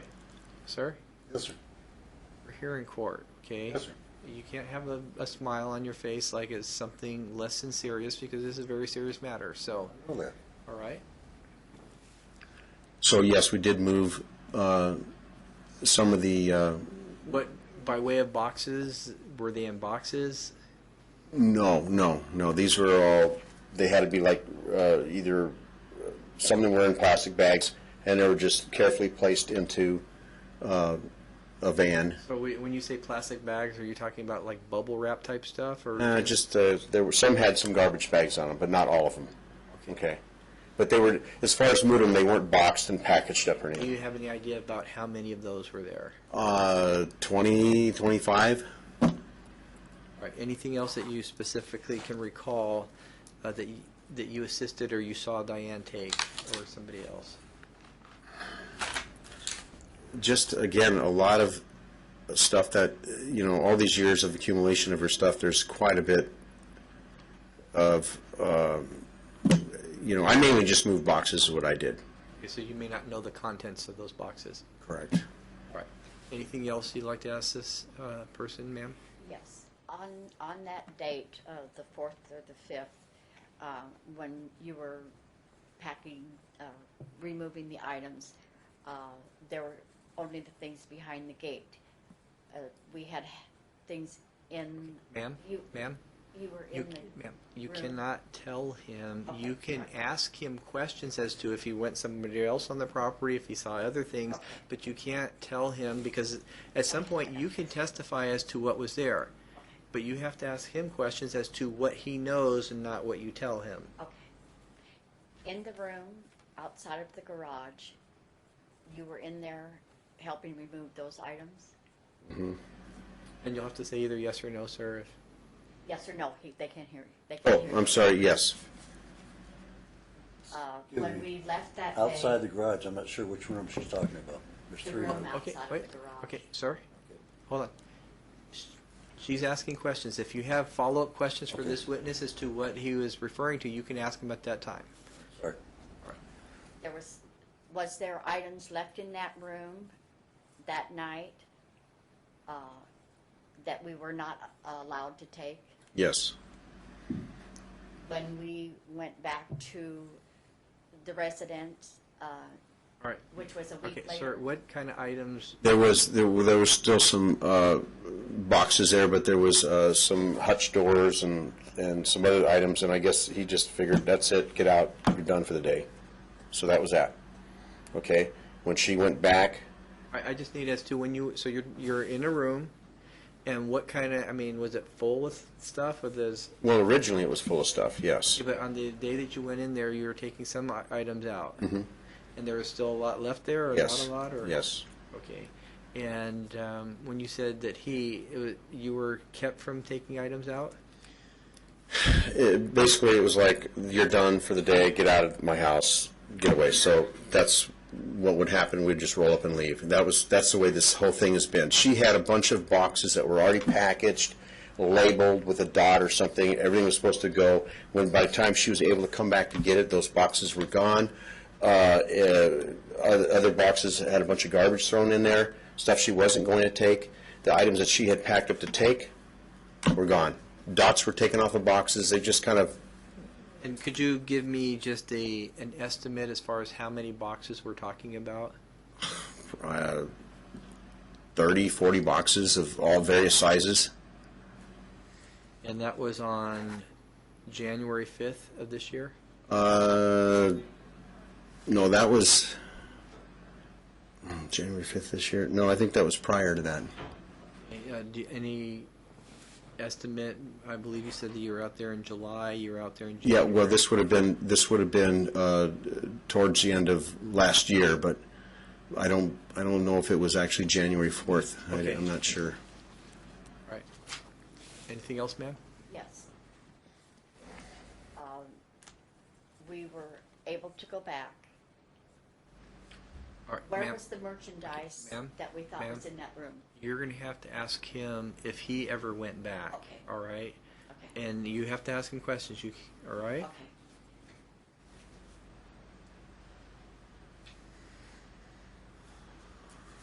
When you went back to pick up what was told we could come back and pick up, where was that merchandise that was in the room? Where was it located then? Are you talking about when it was in that other bedroom? Behind the gate. All right. Ma'am? Well, there's so many rooms, and I was just trying to All get right, him to ma'am, at some remember point, where it was. I know this is Right. hard, sorry. sir, if it was in one location, you were told to leave for the day, correct? Mm-hmm. And when you went back, were those boxes still in that location? No. Do you know if they were somewhere else? Well, they had to been, but Okay, so you don't there's know so much. There's so much stuff there. You know. So you don't know where they were? No, I don't exactly, but I'm just telling you, there's so much stuff So that's been where moved. she had placed them after she boxed them up and put, I guess, dots or colors on there so she'd know which ones they were, when you went back, they were not in the same location. Correct. Anything else, ma'am? That's it. Okay, sir, do you have any questions for this witness? Yes, I do. Mark, what was it? July 21st, I guess. This blowout happened July 20th, but anyway. Sir, You you have to ask him a question. I'm sorry, okay. You came over there with 3 other people, including Diana, to get clothing or whatever. Is that right? I believe 3 other people, but yeah. Okay, and you said she took some pictures? Yeah, little pictures that were little tiny pictures on the wall in her bedroom. Weren't these quite large pictures and several from each room, fine art as she specifies in her? I wouldn't know if it's fine art or what. There Were was, they little tiny ones or were they large pictures? well, the ones I grabbed were little ones. They weren't that big. You weren't present when the big ones were removed. Couldn't tell you. I was busy. Tom, we were dealing with you. That was the number one thing, is your temper. Sir, Didn't you place those in your cart? I put some stuff in my car. I couldn't even tell you where I put the fudge machine, though. But yes, I wasn't expecting to put stuff like anything in a little Mustang. I was there, I was called to come over to lift a fudge machine. I had no idea that you were going to blow up on me like you did. I'm not asking you that. Okay, I'm asking you about the pictures, okay? Sure. And they were large pictures, right? They're- Or they're- at least you saw them, whether you loaded them in your car or not. I saw all kinds of stuff. Then, weren't there, Diana's sister Theresa was there loading, I guess, her clothing? She was trying to get some of her stuff, yes. And then there were 3 other vehicles, yours included, that loaded arms full of clothing from Diana's closet. She didn't get it all, but I know she did load quite a bit, right? Okay. So she did get her clothing and some personal items, right? It was a mad dash, go in the closet, grab this, grab that. I don't think she got much out of the dresser drawers. I don't think she got her underwear or toothbrush, stuff like I didn't that. ask you that, I just asked you did get clothing that day, right? Well, that's some of the clothing. Thank you. And then go back to January 4th and 5th, I guess. Well, no, back in November. I think it was November that, I don't know whether you were present or not, or what time you had Right, your... Sir, same thing that Okay, I I'm told sorry. Diane. You can't be testifying as to items. You can ask, or regarding dates and times, you can ask him what his knowledge of times that he had been out there, but you can't be saying things as far as ask him a question as to, do you recall going out there in a particular time and what happened, without you telling him what happened, okay? Do you recall going out there in November? I don't remember the exact date, loading anything, helping load anything. Were you present when anything was loaded? I was there helping move things. I could not tell you a date because what I was going through, I mean, I yeah, don't remember myself. somewhere November, December, yeah. I was not there for the big move because of my heart. I know that. And that's when there was like 7 other guys that were moving stuff. Oh, sir, you can't testify as to something when you weren't there. That's hearsay. So if you weren't there because of your heart, you can't testify as 7 other guys moving stuff because you weren't there, right? Well, they moved it to my place. I knew them. Well, you could say what happened at your place, but you can't say what happened at his place if you're not there. You have to have personal knowledge of something. Okay, okay. All right? Well, I'm just trying to establish that. People that were helping move were, a couple of them were your brothers, right? Mm-hmm. And the big move was furniture, mainly out of the house. Mainly furniture, yes. Okay, and how many loads of that went to your house? Probably 2 on or 1 large flatbed trailer. Do you have any pictures of the stuff that was moved to your house? I don't, but I'm sure Diana does. There's like, it's all oak furniture. It's heavy. You got a dresser, a bed, a couple of hutches, a couple of little chairs, Okay. The next question is, because I know your brothers, I believe it was 3 o'clock along in that day. Right, sir. I'm sorry. Sir, you can't tell him what happened. He wasn't there. And so Okay. you can't tell him what happened there because he doesn't have any personal knowledge. At some point, you could testify, but you can't testify when this witness is on the stand. Did your brothers tell you that they were tired of moving that day?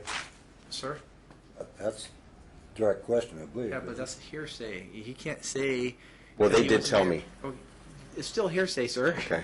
All right. Okay, you can only talk about personal things that you see, that you're there, but beyond that, that's... you can't Okay, so I testify. was not at that residence, but at my house when they did bring it over, they were like, Yeah, but you still can't say because they're not here before the court. You Okay. can't testify as to what somebody else is saying.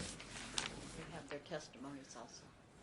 Ma'am, same issue as to that, so. Okay, Alright. Mark, when you were in the store, you said that the store had several items in which were merchandise, store supplies and so forth, right? Correct? How much Yes. of that, to your personal knowledge, actually belonged to Diana? I have no, I don't know who belonged what to whatever. I have no idea. We do have knowledge that this belonged to several other vendors. Yeah, I'm sure there was other vendors that were involved that belonged to, but I mean, I really couldn't answer that. And then you were present when You said you took the cameras out? Or Yes. Took them down? Yes. What did you do with these cameras? I have them packaged up and boxed up. Where are they? They're at my place. And what about granite countertops? Granite countertops are in a garage somewhere at Sandra's place. Some of them, not all of them, because some of it they couldn't get. And what happened to those that you couldn't get or she couldn't get? Well, I think they were left there. I was there for part of the removal of that, okay? It's extremely heavy, and they were just trying to get stuff out of there so it didn't get lost with the store getting locked up. Were you back there as the store was locked up? Did you say everything was removed? No. No. When I left, there wasn't any merchandise in there that I can recall, but there was the some of the countertops and the sinks and stuff like that.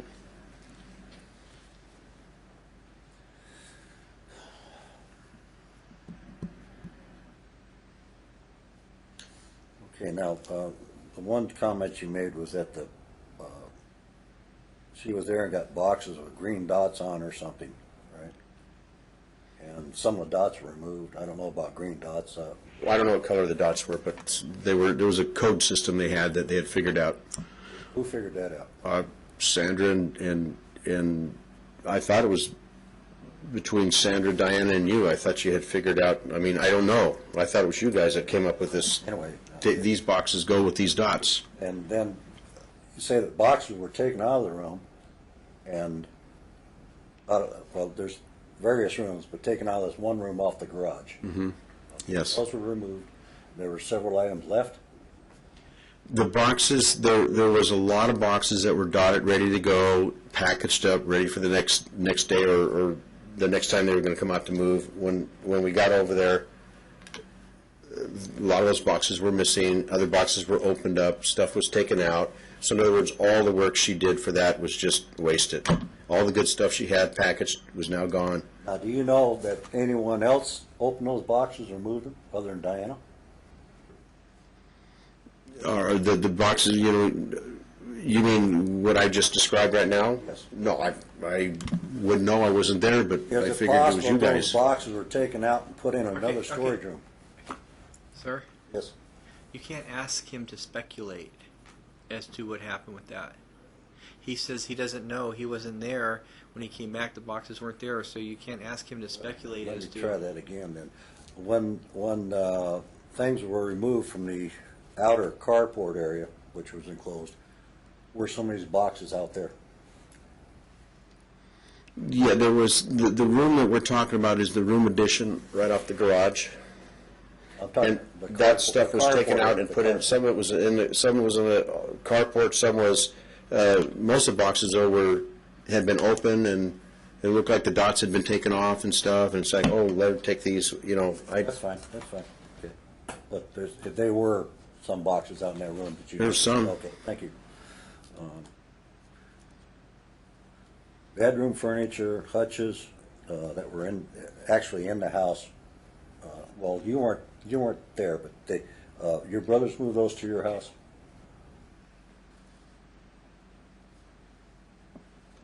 All right, sir, as to items that were brought to your house Mm-hmm. that you physically saw somebody bring up a truck and you were there, what was there? You said it was oak furniture? Yeah, it's all heavy oak furniture, like a dresser. There was probably a couple of like hutch type pieces of furniture, a bed, just small little items that you'd fill in a room. A couple little lamps, some of her knick-knack stuff. That's what I saw on the trailer, the flatbed that came to my house, that they unloaded into my place. I do have pictures if that would help, if you could identify these things. Well, you can do it later, sir, because there's no way that I can admit those into exhibits because you don't have them I don't have properly them on the prepared. list. So, Okay, all right, I'll have to call them back.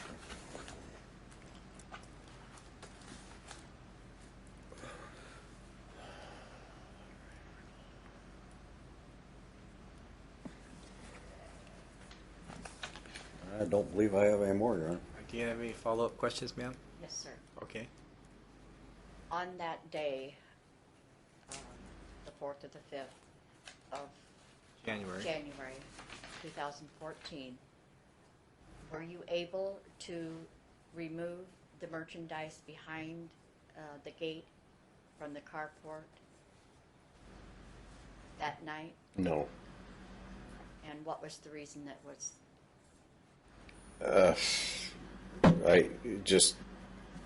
We're done for the day, and that was that. He was like done, didn't want us there anymore. Okay.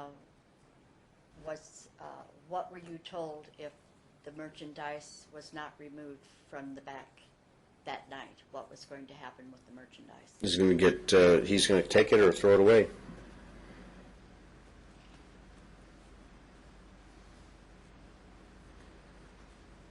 And was it removed from the carport? Some of it wasn't there when we came back, and it's just a never-ending story. Everything that was packed is unpacked, and now it's to repack it, and it's been very difficult. I just. Were you ever able to finish when you'd gone and was supposed to be able to pick these things up and move everything at one time? Were you ever able to finish any time? No. Were you told to leave at that time? Yep. Yes. Anything else, sir? Yes. What time were you asked to leave? I don't know. It'd be in the late afternoon. Evening, possibly around 5? Right at dark? It may have been. I don't know. It was just a lot of it was unnecessary, but it's I ask you this: how long was I expected to stay up? I have no to idea. remove these things when there was another day to come back. Yeah, but the problem is coming back the other day. We don't know if all the items were going to be there or what was going to happen to it. That was the game that was being They were played. taken by me or anyone else? Pardon me? Do you know that any of these items were taken by myself, put out to the trash, or removed by anyone else? No, because I never saw you do that, Tom. I just know that it would come back, gates open, stuff's changed. Go in the door, this has changed. Everything was like, why do you got to make it so difficult? She would plan things to move, and then all of a sudden, you would say, no, you can't come over. You can't come over today. And it's like, well, great. Here I already got lined up guys to come over. One other question for you. I believe it was in November, when this initially started to removing these things, do you have knowledge that Diana was called, asked to start coming over and doing this on the weekend just after we were in court, Your Honor, and that she replied that you guys were going to a car show that weekend and couldn't do it? Do I recall that? No, I don't. I do, but listen, I'll give you this. There's been times you've called up and said, hey, come over, get your crap, get it out of here. Totally out of the blue, when she's not prepared to do it. This woman cannot do this on her own. She needs a truck, a trailer, guys. Yes, sir. You are only to respond to a question, not to give additional information, okay? So, and this isn't an argument between the two of you. So, sir, do you have any more questions for this witness? No, that's it. And do you, ma'am? No, sir, thank All right, sir, at this point, you are released. If you have other things to do, I would just ask that you do not talk to anybody regarding the testimony that you've given here today until this matter is completely resolved, and that may be months. Okay. Thank you, sir. I appreciate you coming in today, sir. You have a good day. You too. Thank you. All right, ma'am, your next witness? Joan White.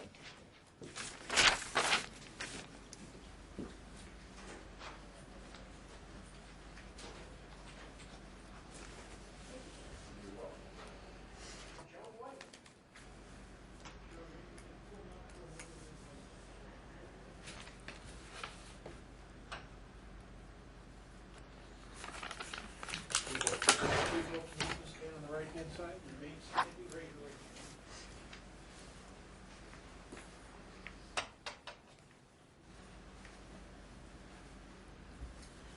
Solemnly swear the testimony you're about to give in this action shall be the truth, the whole truth, and nothing but the truth, so help you God. I do. All right, ma'am, if you could state your name and spell your last name. Joan White, White. Do you live here in Clark County? Yes, I do. And your current address? 5505 Avenida Caballo, Las Vegas, Nevada, 89108. All right, and do you know these two parties, ma'am? Yes, I do. And how do you know them? I met Diana through going to her craft shows, and then I became a crafter myself. All right, and how long do you believe you've known Diana, approximately? Probably about 6 years. And over the last, let's say, since January of 2013, so over the last year, how often would you say you've seen Diana? Seen her just probably once a month or so. I started working in April, so I didn't get to see her as much, but I talked to her. All right, and as far as you would see her, and as far as Thomas, would you see him? How often would you say you've seen him in this last year? Not very often, just at the beginning of the year I saw him a couple of times when I came over, and then as I started working I didn't. Just if I would come by the house, he was usually there. And you indicated that you knew her through crafts, is that correct? Crafting. And crafting, and are you aware that the parties had a store here in Las Vegas? Yes. And do you know the name of that store? Treasures from the Heart. And had you been to that store? Yes, quite a bit. I was helping set it up. I had my crafts in the store, so I would help when I could come by the store. And how many times in the last year would you say that you'd been into that store? Several times a month, so probably 20, 25 times. All right, and are you aware that that store eventually closed down? Yes, And do you know approximately when that happened? that was in July. Of 2013? Yes. And prior to that store closing, did you have any items in that store still? Yes. And were you able to retrieve those items? Yes, I was. So as far as you know, none of your personal items were ever remained in the store or were taken anywhere else. And if you could describe the store as far as the merchandise that was available to purchase, if you're aware of any like machines or ovens or what was in there, if you can give me an idea, ma'am. Besides the craft things, Yeah, you mean? sure. They had a smoothie machine. They had a coffee maker that would do specialty coffees, cappuccinos, and things like that. Like cash register, does that count? Or The cash register, all right. they know as far as, yeah, I don't know what other machines. I mean, they had a refrigerator, or little things like that behind to keep the stuff. Do you know by way of food items if there was anything else that they would sell in the store? Fudge. They sold fudge. They had different kinds of fudge. They'd have different flavors every month. And she had bought. If there was any particular process or setup for the making of the fudge? They had in the back of the store. They had racks and supplies as flavors and things like that they needed to make it. And were you ever there Boxes. going through that when they were in that process of making it? I was never present for them making it. No. And as far as the items in the store regarding crafts, what kind of items would they sell there? They had some store-bought things like Budweiser mugs, scarves with the jewelry on it, really pretty scarves. Then a lot of homemade crafts, purses, aprons, Diana's crafts like witches and Santas. There was a lady who had coins. Some had jewelry. There was a variety of their wood toll products, a variety of crafts. And would you be able to give an idea as far as, if you know, and if you don't know, that's fine also, but as far as how large that store was by square feet, if you were to guess? Oh, it was big.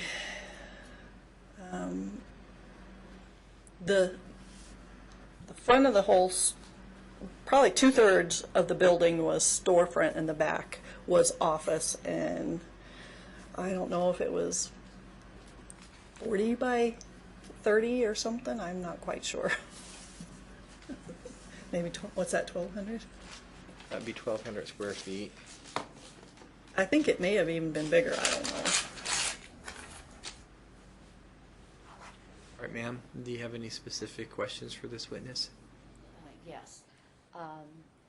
Joni, were you present when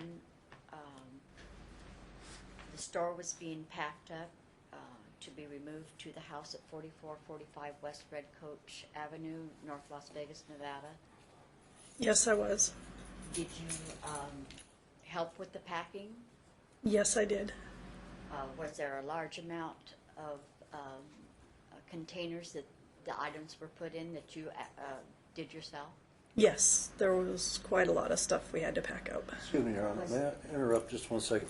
Could I ask him to give these keys to my daughter? I'm freezing, and just have her get my jacket.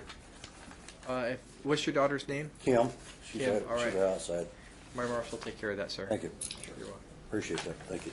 Sorry. Did the store have collectible items also? Like Boyd's Bear things and stuff like that. Yes, there was some collectibles. There was wine decanters. There was a lot of things. Can you tell us more of what type of merchandise was in there that was bought in merchandise? There was a lot of prepackaged goods that, like mixes, pancake mixes, jellies, chocolates, all that kind of stuff that had like Vegas name on it, things like that. Let me ask you this, ma'am. As you may very well know, we have a lot of gift stores here in Las Vegas on the Strip and casinos, and they have like, things that have like shirts and items which would be, for tourists that have like Las Vegas on it. It could be a shot glass, it could be golf balls. Is it those type of items that you're kind of talking about? No, it was like a cloth bag that had Las Vegas something on it. It was more like... Is it more like a travel type of a bag, or...? It would be like a pouch that she had them personalized. Inside it was a pouch to make pancake mixes and things like that. They were all food goods. So like pancakes, jellies, those type of items. All right. Was there dip mixes in there? There was, yes. There was a big rack, a wooden rack, and it had different kinds of dips, like maybe artichoke dip, onion dip, different kinds of seasoning packets to make dips or marinades. Quite a variety. I don't know, 20 or 25 different kinds on the... I think I tried 3 of them that were good. Was there other merchandise as far as clothing, and what type? There was some real pretty sweaters, very nice, like short sweaters that the girls were wearing, and some long ones. I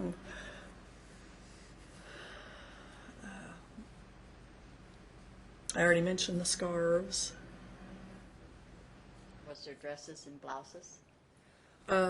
There was some vendors that had clothing, and there was some dresses, beautiful lacy like black and pink and green, very fancy. Ma'am, my guess is that a lot of those items you have pictures of also, correct? Yes.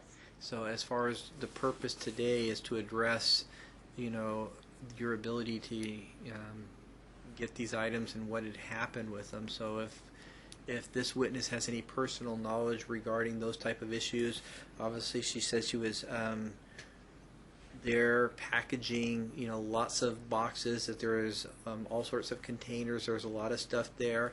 Ma'am, did you help move those items from the store?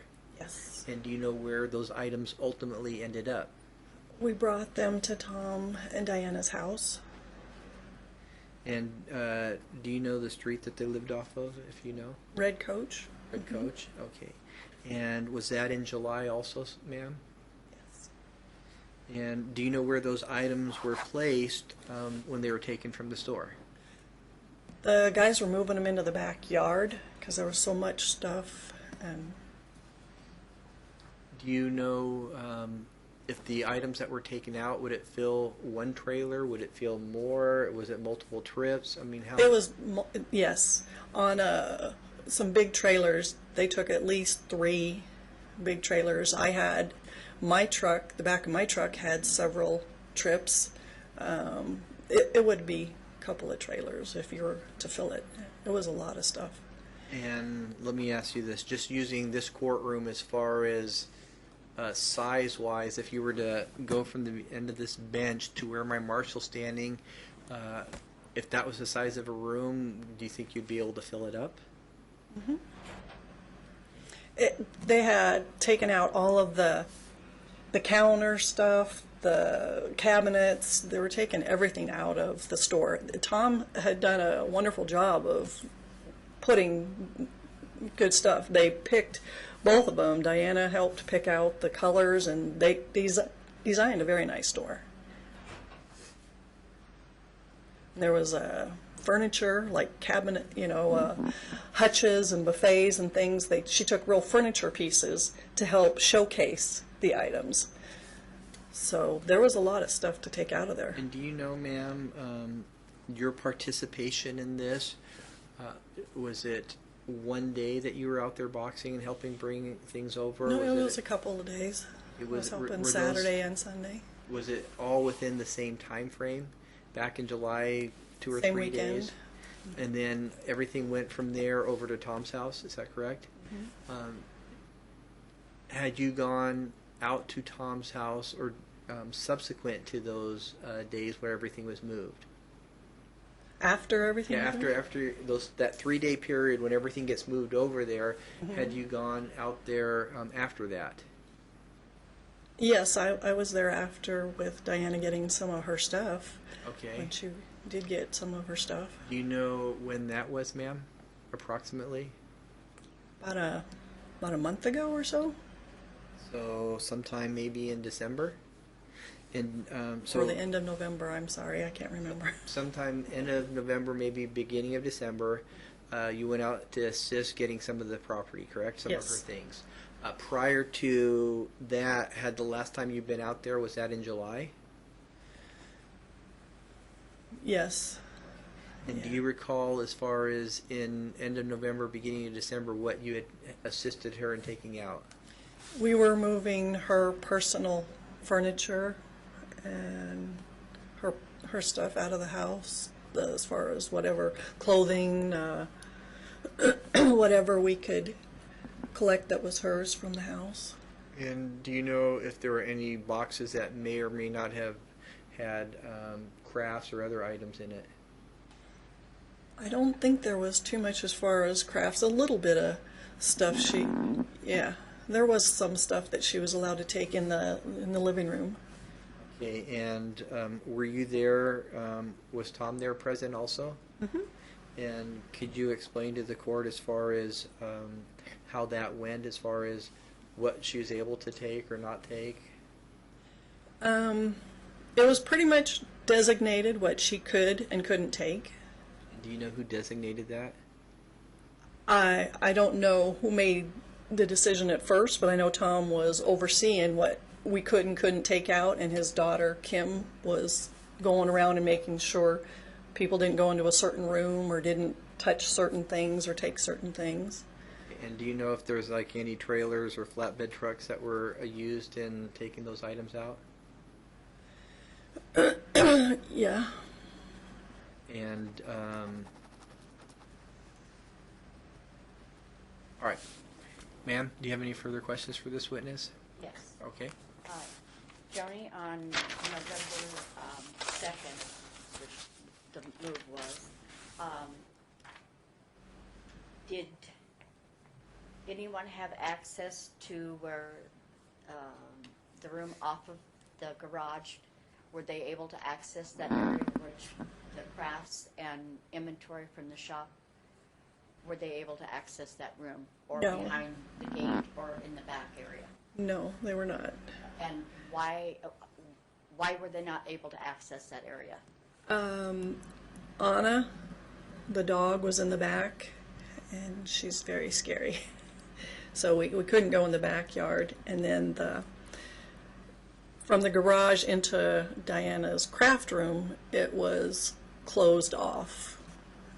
The car was veered towards it, and we were not allowed to get into it. There was a board or something hammered against it, so it was closed. We were not going to be able to open the door. And had you been in that craft room before? Oh yeah, we did lots of our crafts in that room. And so, what kind of items were in that room, if you recall? There was lots of tubs, lots of supplies, lots of ready-made crafts, ribbons and silk flowers and just all kinds of supplies, and then things that were already made, and display things. There was some furniture in there, racks. And was Tom there present on that occasion? Yes. And do you know if there were any requests made of Tom to access that room? I believe there was, and I think he said that she didn't need to get into that room. Now, you say you believe. How certain are you on that, ma'am? I'd say about 90% certain. That there was a request, and his response is that you did not need to get into that room. Right, ma'am? Was there rooms in the house that we were not allowed to enter? Yeah, the bathroom was closed off, and the office down the hall, that room was closed off, and nobody was supposed to go into Tom's bedroom. And did you witness that no mattresses were to be taken that belonged with the bed she was allowed to take? Yeah, when we were packing up her bedroom, there was the bed frame and the nightstands and the dresser, but no mattresses. Were there mattresses there?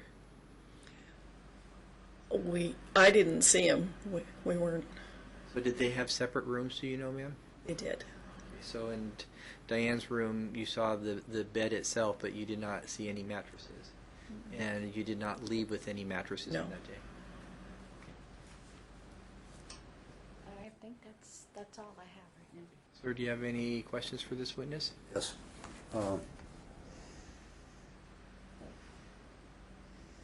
Going to the shop and merchandise in the shop, and you helped pack some of this.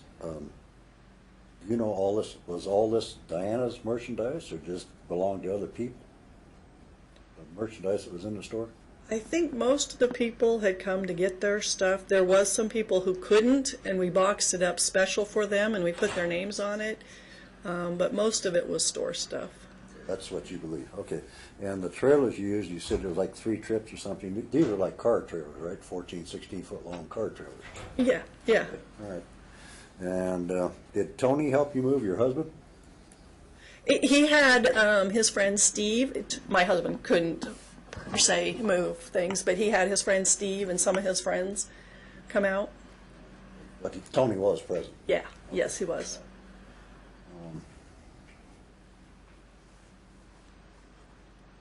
And you were there when the trailers moved things out of there to the storage, to the storage units? I didn't see the the stuff going to storage. But they were packed up, supposedly going to storage.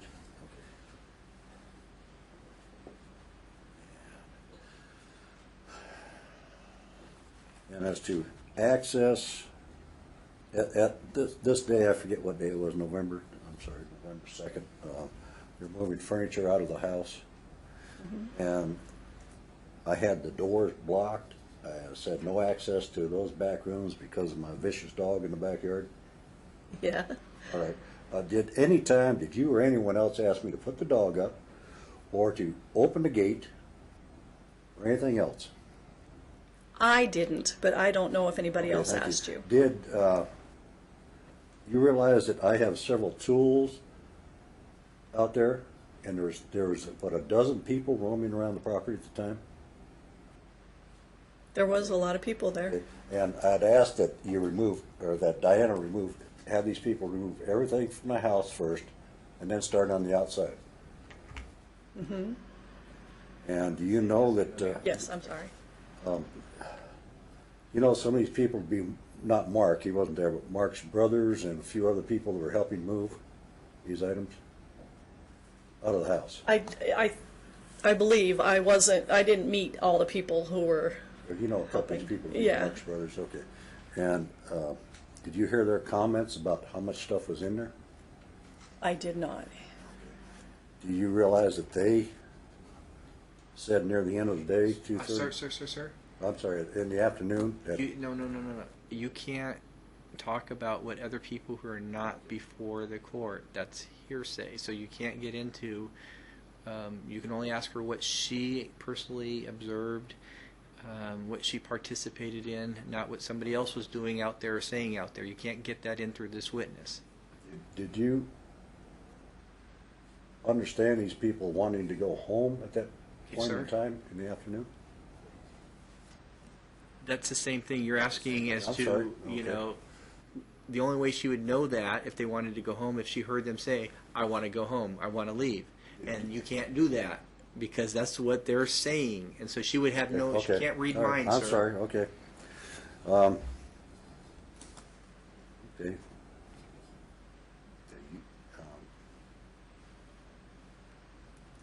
And you speak of the office, my office being locked, and the reason given for that I gave you for that? I didn't ask you directly. All I know is that the door was locked, and apparently everything was inside there was yours. Do you realize that in that room, I have several documents from the corporation and several guns in a locked up gun cabinet that I didn't want people to have access to? If they were locked up, Diana had stuff in there too on her desk. That's not what I asked you. Right. Sir, are you asking her to speculate what you had in that room? No, she knows what I have in the room, Your Honor. She's been in that office and knows the gun collection, do you not? I'm sorry. Yes, he does. And do you think it's unreasonable not to let people roam into my office? I don't know some of these people. I believe you shouldn't let everyone in the office, but I would think you could let certain people in. Mattresses, isn't it true that the one air spring mattress that was left in the guest bedroom off a king-size bed, Diana took the frame and all the, I don't want, it's not oak, but it's heavy furniture, maybe oak, I don't know. But that was an air mattress, and that was left in the room. But the other bedroom, with their metal bed, the mattresses were taken with that? In the guest bedroom? No, in Diana's bedroom, with the metal frame headboard, that there were mattresses that were taken with that. I don't remember any mattresses going with her bed frame.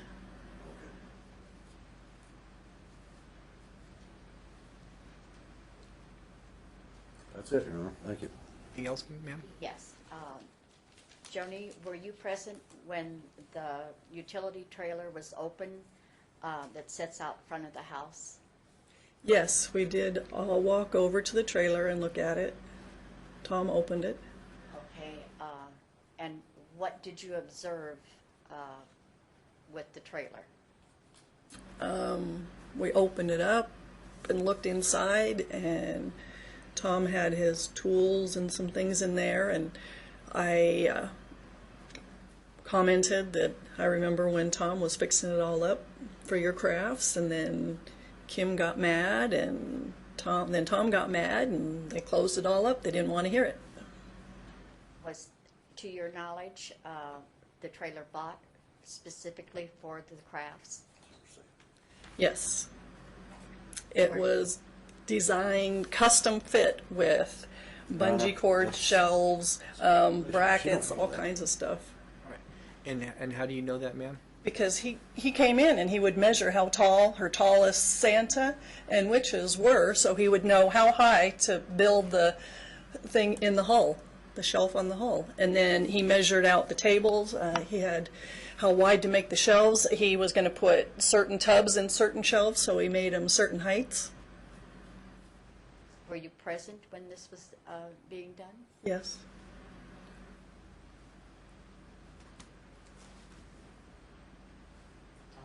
Anything else, sir? You were present when this trailer was being built? Yes, I was there when you were coming in and doing it. I was helping you Coming- sometimes. I don't believe so. Sir? That's You beside the can't point. testify when you have a witness on the Okay. stand. How do you know this trailer was bought for crafts? Because it was custom made. You Do did you- all the do you see customization for it, the and we emblems? took that trailer. Do you see the signs inside the trailer and on the side of the trailer that have been there since day one? Signs? I don't. Yeah, I don't. Buckley Incorporated, construction company. You could put whatever sign on it you wanted, but we used it for crafts. We Were took they it there to or not? California. Were the signs there or not? I That's don't what asked remember you. a sign being on there. Thank you. Anything else, sir? No, that's it. Is that it for you also, ma'am? All right, ma'am, I appreciate you being here today. At this point, you're free to leave if you have other responsibilities to take care of. In the meantime, I'm admonishing you that you don't discuss your testimony with any of the other potential witnesses out there until this matter is completely resolved, which could be some time, a matter of months possibly. So that being said, again, I appreciate you being here, and you're free to go. All right, this time we're going to take a 15-minute break. If either of you need to use a restroom, you can leave everything here in the courtroom. I promise you my marshal will not walk off with it. And in the meantime, if you need to get a drink or something, we'll be back here in 15 minutes, okay? Thank you. Same to the two of you. At this point, you should probably not be talking to witnesses about what their testimony could be, okay? Yes, sir.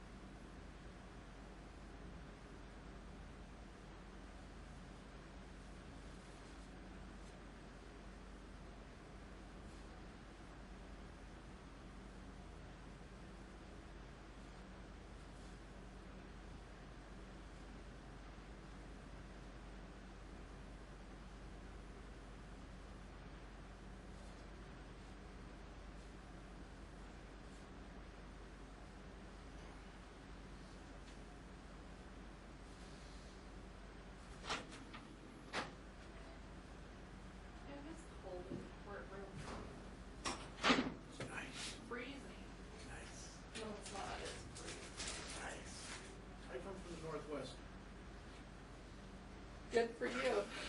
I come from that area where they had all that snow and blizzard, and I love it. Northwest would be, Northeast. yeah, I come from New York. yeah, that makes sense. Because northwest is rain. It's not, it's cold. It depends on what side of the Cascades you're on. Oh, really? If you're on the west side of the Cascades, you get a lot of rain. If you're on the east side, you get snow. Montana versus, I like Montana. Yeah. Excuse me, is it all right to have my water in here? Absolutely. Okay, thank you. People there, they're pro-guns. I mean, they're just hardy people. It's like Texas. They're Exactly. probably down there too, but their people are different. Why? In what way?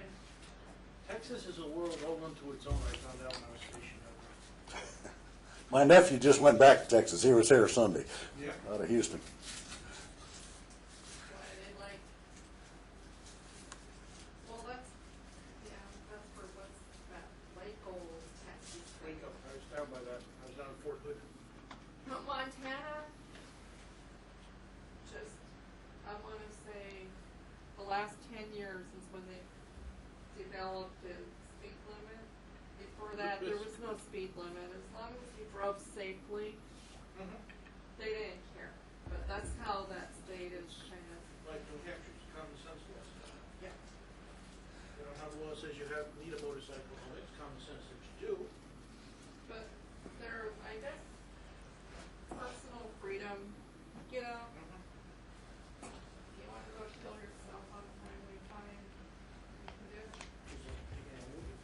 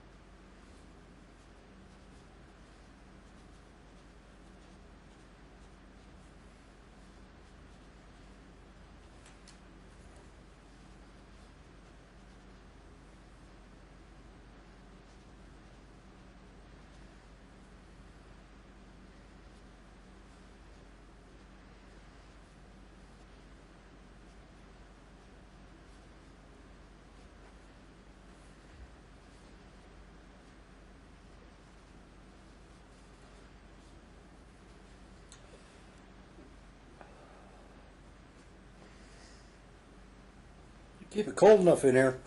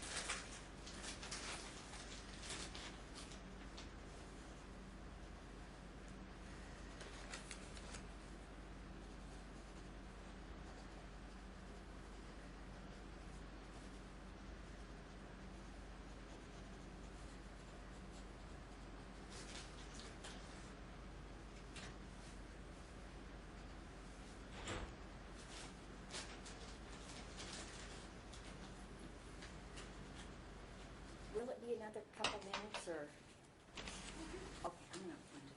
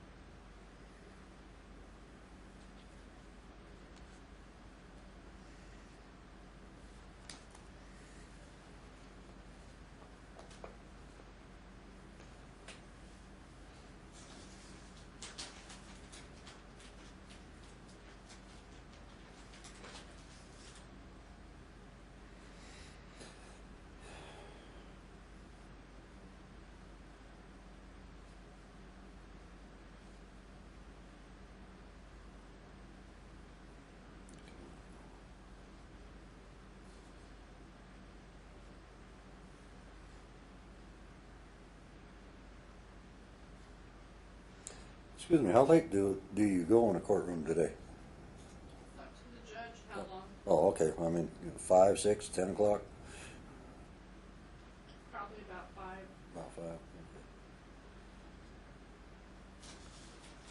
okay. Is there a possibility I could ask him to have my daughter testify? She came up from California. Everybody else is local. You can bring it up at when we come back from break. Okay.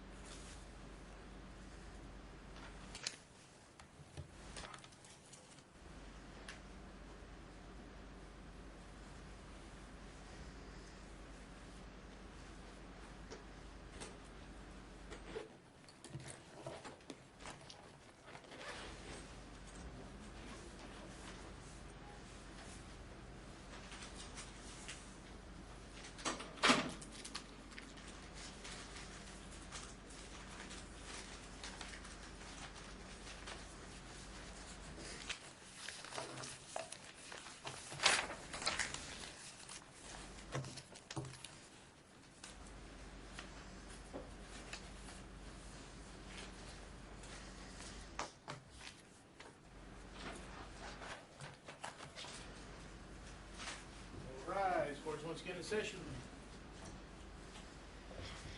Be seated. All right, we are back on record. This is D 483347. The court has taken a brief afternoon recess. Court indicate that both parties are back in front of the court, and we had taken testimony from some witnesses. By way of witnesses, ma'am, who else do you have that you would be inclined to call as a witness today? Theresa Moody, Okay. And who else? Tina Gomez, All right. and Lloyd Kitchen. What was the other one? Lloyd Kitchen, Okay. And do you know, as far as these persons, their testimony, what would be, because we've heard some testimony about the store. Obviously, you have pictures there.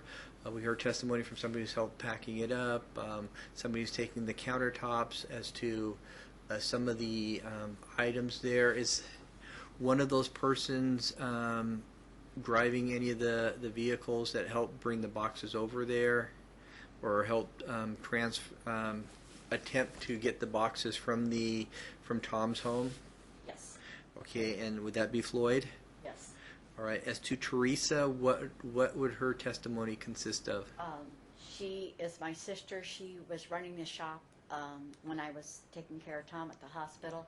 She had her her personal items at our home, and that was the merchandise that was being removed when Tom was saying I took all this other stuff that was mine, but we were taking my sister's things as well as mine that day. So she will be able to testify as to what, because she was going back to California that next day. All right. And Tina Gomez, what?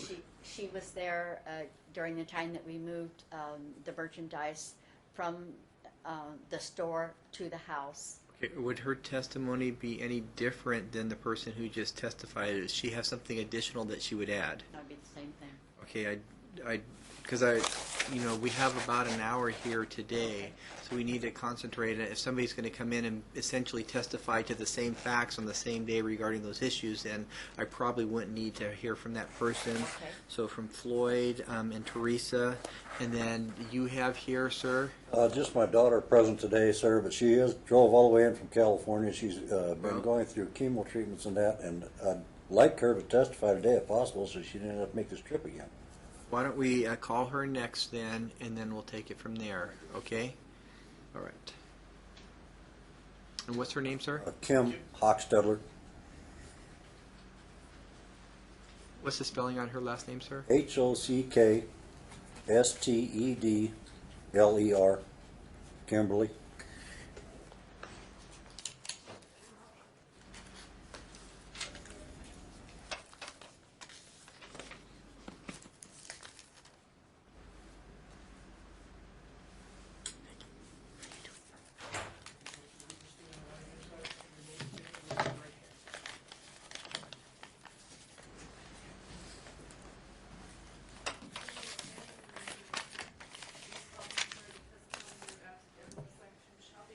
The whole truth and nothing but the truth, so help you God.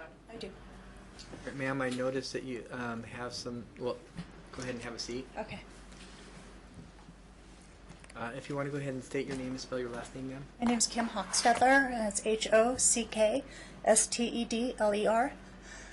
And ma'am, I noticed that you have a packet of documents here. I do. Okay. You're not able to look at those. If you're going to testify, you have to testify as to your memory regarding events. Okay. Documents before this court have to be presented in a manner where both sides have the documents, are able to review them, and I get a copy of it before court. Okay. So you would not be permitted to use those. If you could put those down by your purse. And ma'am, my understanding is you live in California? Yes. Okay, and you know these two individuals, correct? Yes, I do. Okay, and are they both your parents, or one of them your parents? No, my father, and then he married Diana.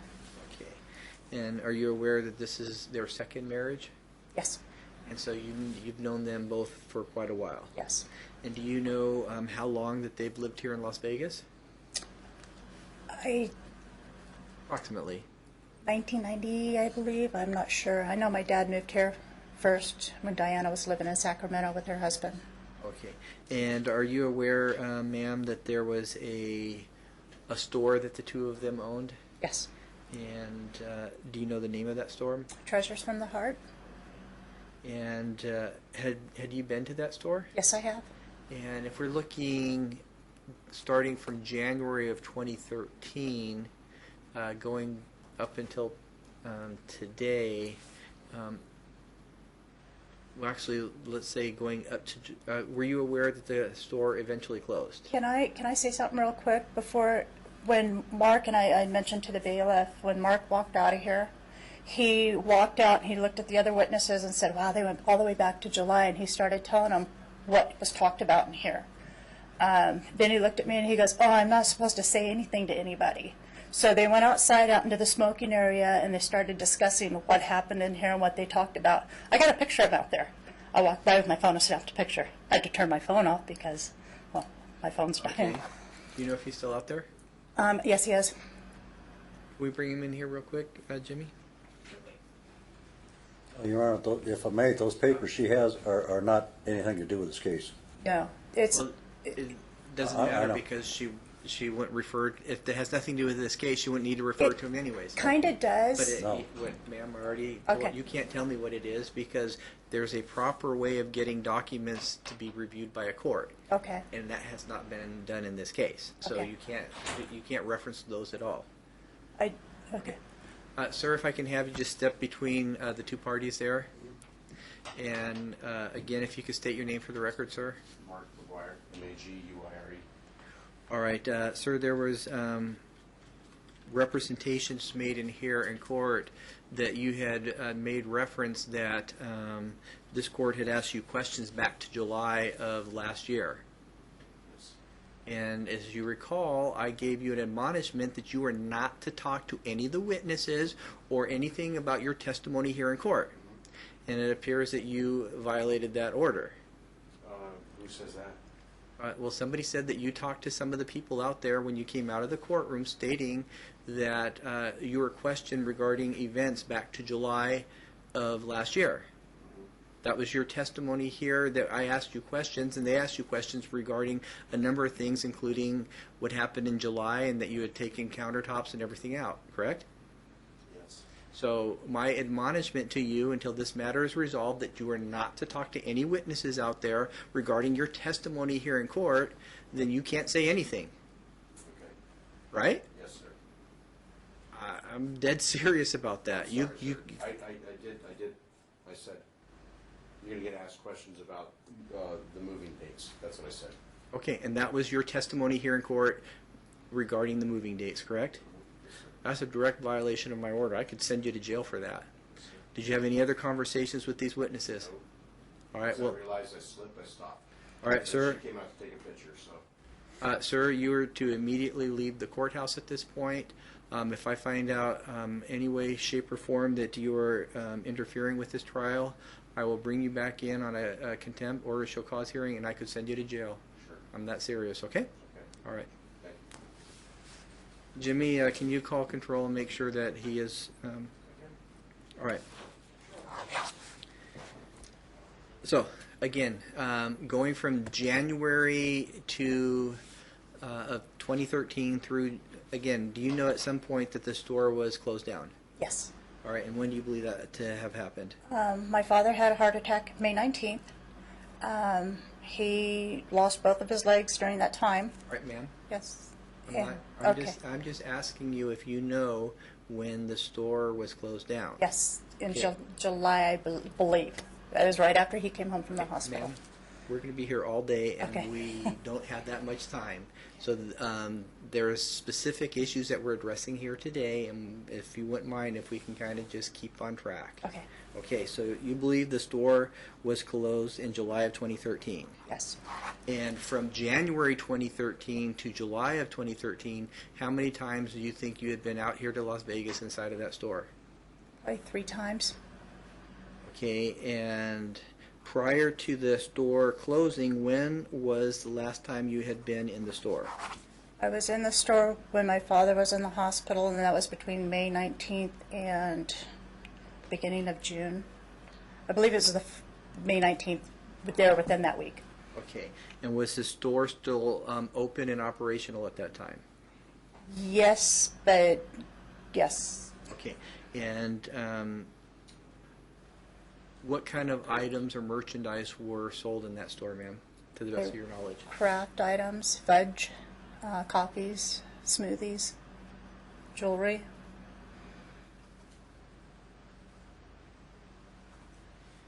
Do you know if any clothes were sold there? She did have clothing, yes. And do you have any idea, as far as the storefront, the part of the store where the merchandise was being sold, if you were to guess how large by square feet that was? Yeah. If you were to look from my courtroom, which would be, if we're just starting at the beginning of my bench right here, going to the first double doors and the width of it, would it be larger than that area? The whole storefront? Yes, yes. I would guess probably about the same size, maybe larger. I don't know. And so you were there sometime May 19th through June. So were you there when they actually boxed everything up and took it from the store? No. When was the last time that you had gone to the store? I want to say May 20th. It was right after my father had his heart attack, May 19th. I'm guessing about May 21st, May 22nd. Okay, during that time frame? Yes. And so any information regarding who took those items out of the store, where they went to from that day until now, would you? I have no idea. Do you know, as far as were there other merchandisers that had things that they were selling in the store? Yes. And do you know to what extent the items in the store belong to these two here in court versus somebody else? I don't know. I don't know. When's the last, after, how many times since your father's surgery on May 19th have you been back out here to Las Vegas? I was at the hospital he had it May 19th. I flew in May 20th, I believe, from Hawaii. I was on vacation. I stayed the whole time until he was moved out of CCU, except for a few times I had to go home, pick up my car, pick up clothes. But let me change the question, ma'am. Since they closed the store in July, how many times have you been out here? Several times. Okay, and when was that? When Diana would get in my dad's face quite a bit. I'm not asking about Every those. time there was an incident, I would come right out. Ma'am, you just need to explain to me when you came out. That was my question. How many times have you been here since July 2013? So July, most of August. Well, August 12th, I was diagnosed with cancer. Right around then. I started my treatment Ma'am, September, so ma'am. most of August. I certainly can appreciate, you and your father have had some really serious health issues. But they have some important issues that we need to decide Okay. today, and so I kind of need to Stay on just track. keep on track. So you said that you've been here several times since July, and I'm going to say just from July up to like January 1st. Actually, when's the last time you were here prior to today? I was here, I don't recall the date. It was while Diana was moving some of her stuff out during one of the times. Well, my understanding it's been ongoing. So do you remember the last time you came into town? Just after October, I believe I came out during one of those times. Okay. So since October up until you came out for this hearing, when did you come out? Was it today? I came out I don't recall the date, Your Honor, I'm sorry. But no, I mean, you're here in court today. Right, When did you arrive from California? last night. Last night. Okay, so between last night and October, had you been out here in Las Vegas? Yes. I came out, I don't recall the date, and without getting off track and going into it, I remember it was when she was moving out. Mark's friends were there helping move out, and I was there because had been a couple of incidences. I'm just trying to get dates, ma'am. Okay, I don't recall the date. I just know it was during the time, it was most of everything was moved out. She had everything boxed up, ready to go. And you don't recall when that was? No, it was when she was moving out the big furniture. It was the day all the big furniture was moving out. So you think that may have been early November? It could have been. All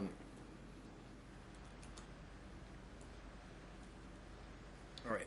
Were you ever at your father's home after the items were moved from the store? Yes. Were you able to see where those items were located in the house? There was a lot of stuff in the house. In the house, in the garage, in the shed. There's 2 storage rooms in the back that were completely packed.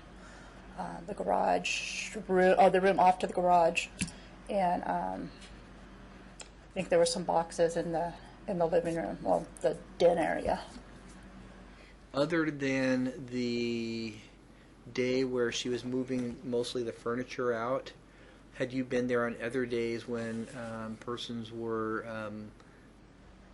either bringing the boxes? Were you ever there when the items were taken from the store to your father's home? No. Other than the day that she was moving and sometime around the beginning of November, were you there on other days when Diane or other people were moving things out of the home? I'm sorry? When Diane or other people assisting her, you indicated when she's moving the furniture out, you were there present. Were there other times that you had been out there when Diane or people assisting her were taking things off of the property? I don't recall. I think it was just the one time. I don't remember. I know that it was kind of chaos. I know that a lot of stuff was being boxed up, but I think it was just that one time. During this time I was going through chemo and radiation, so I was lucky I made it out here. Well, I'm happy you did, ma'am. Yeah, thank you. All right, sir, do you have any questions for this witness regarding these issues? Just a couple.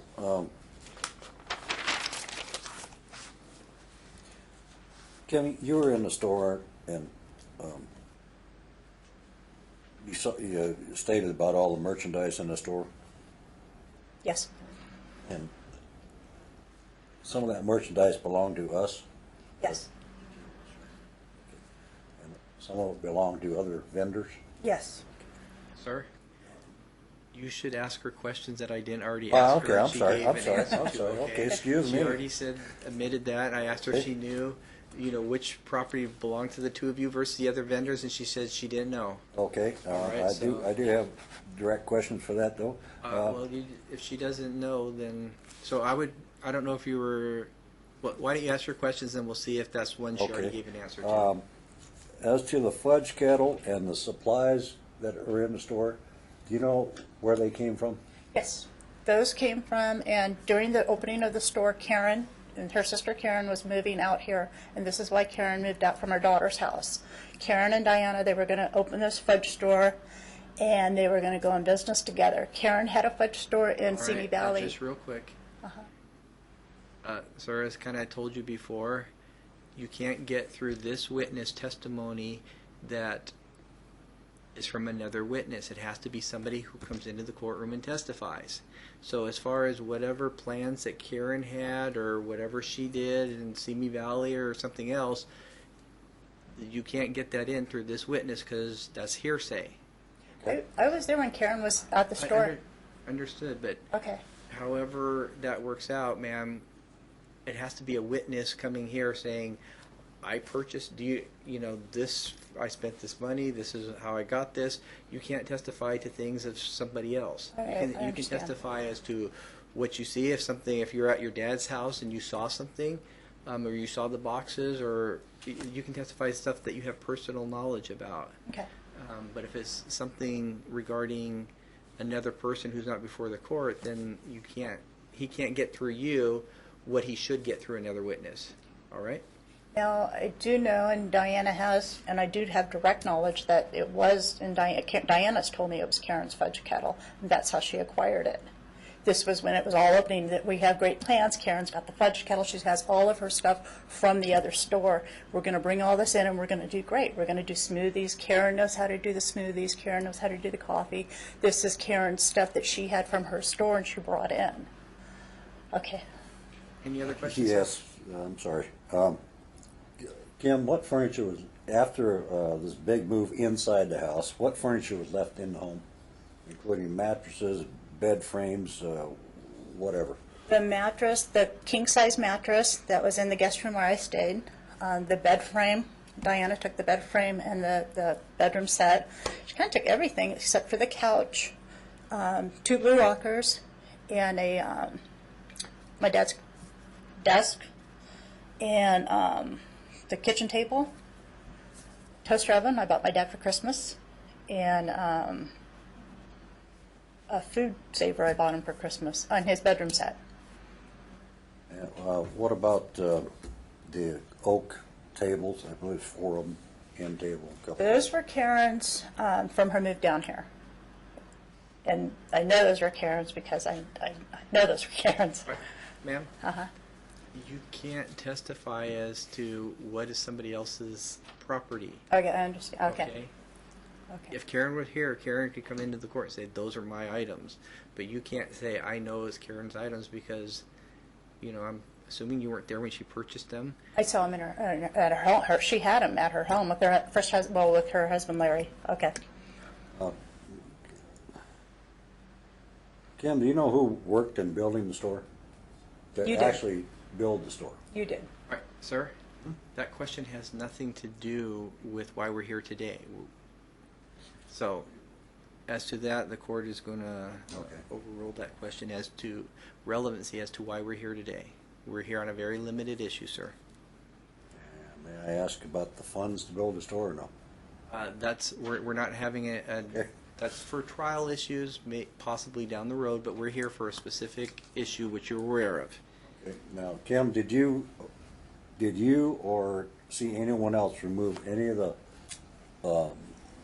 items, the other vendors or supplies that belong to us from the store, from the house? Diana and her clan was the only people removing items from the house. No, I'm talking about any items that may have been there before Diana and her people came over to move this. No, nobody came over to my knowledge and removed anything.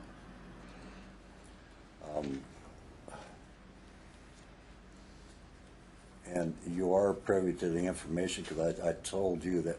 Okay, sir, you cannot testify right now. You have a witness on the stand. You can ask her a question as far as what she knows, but you can't tell her what she knows. What was the reason I gave for not letting people go to the outside rather versus taking the furniture out of the house at first? You wanted, the day that the items were being moved out of the house and everybody was there packing, well, Diana had already packed everything and had stuck stickers on everything that she was taking. Mark's family, people had come over, moved all the items out.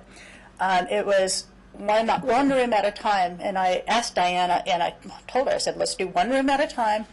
There's no reason to spread out. Items were stolen, items were destroyed by Diana. Let's do one room at a time. And she kept sticking her finger in my face saying, I hope you die of cancer.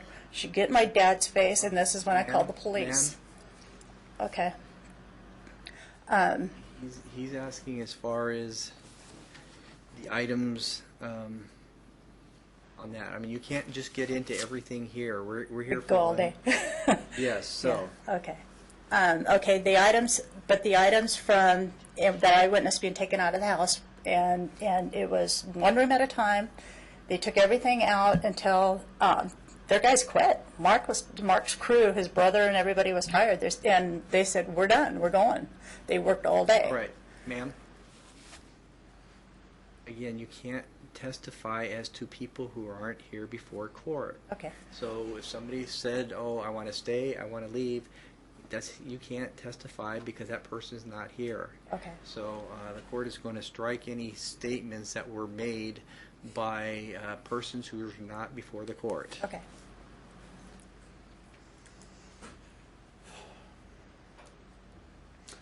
Did you have to call the police? Right. Yes, I did. Okay. What's the relevancy as to this issue? As to, I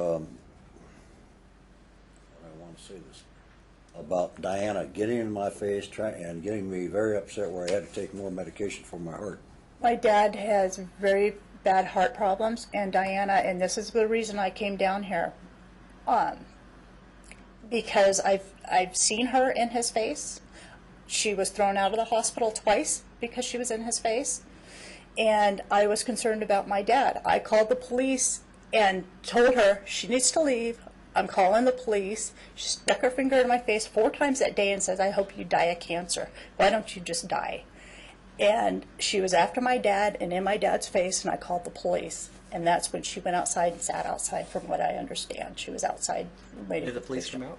They did eventually. I think we ended up going to dinner, or she was down the street. I think we ended up leaving. I don't recall, but the police did come out. I have one more, and I'm not sure if you're going to allow it or not. Train of thought.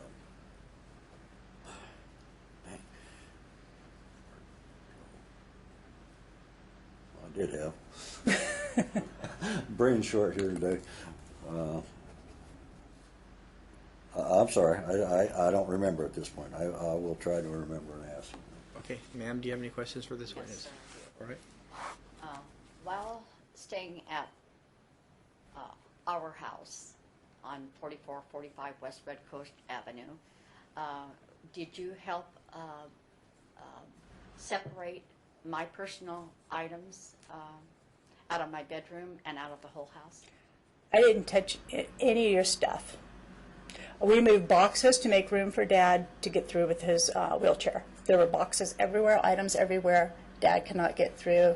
We moved Ma'am, boxes. she just asked you a simple question. Did you help separate the items that were in her items in her room or other parts of the house? No. Did you help separate the items that were from the shop as to I get one, he gets one? Nope. That's all I gotta ask. Anything else, sir? I do have one I remembered. Like I say, you may not allow this or not. I won't know until you ask it, sir. Okay. Kim, were you present in the hospital when you discovered that signatures and forged documents had been made on my business account? All right. Sir, I'm not going to allow that. We're looking at the property from the store. We moved, All right, go on. yeah, we moved boxes out of the way and made room for my dad. I moved items down in the kitchen so that he could have towels in the bathroom, cups, dishes. We moved everything down in the kitchen so that he could get the items. We cleared ways and so he could get around with his wheelchair.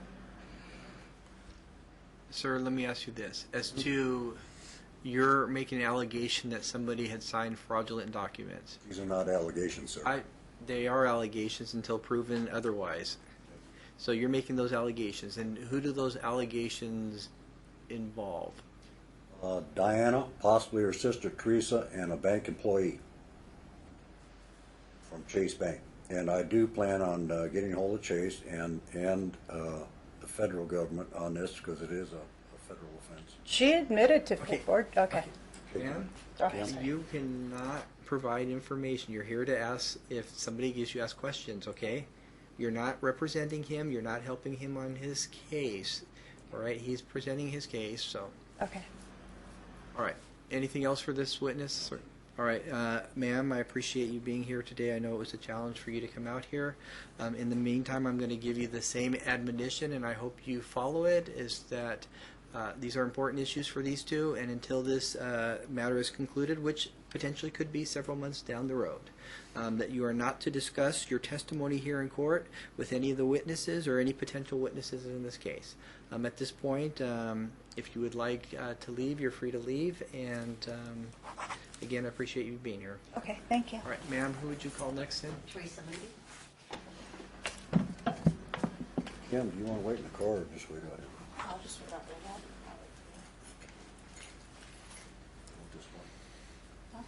No, you hang out.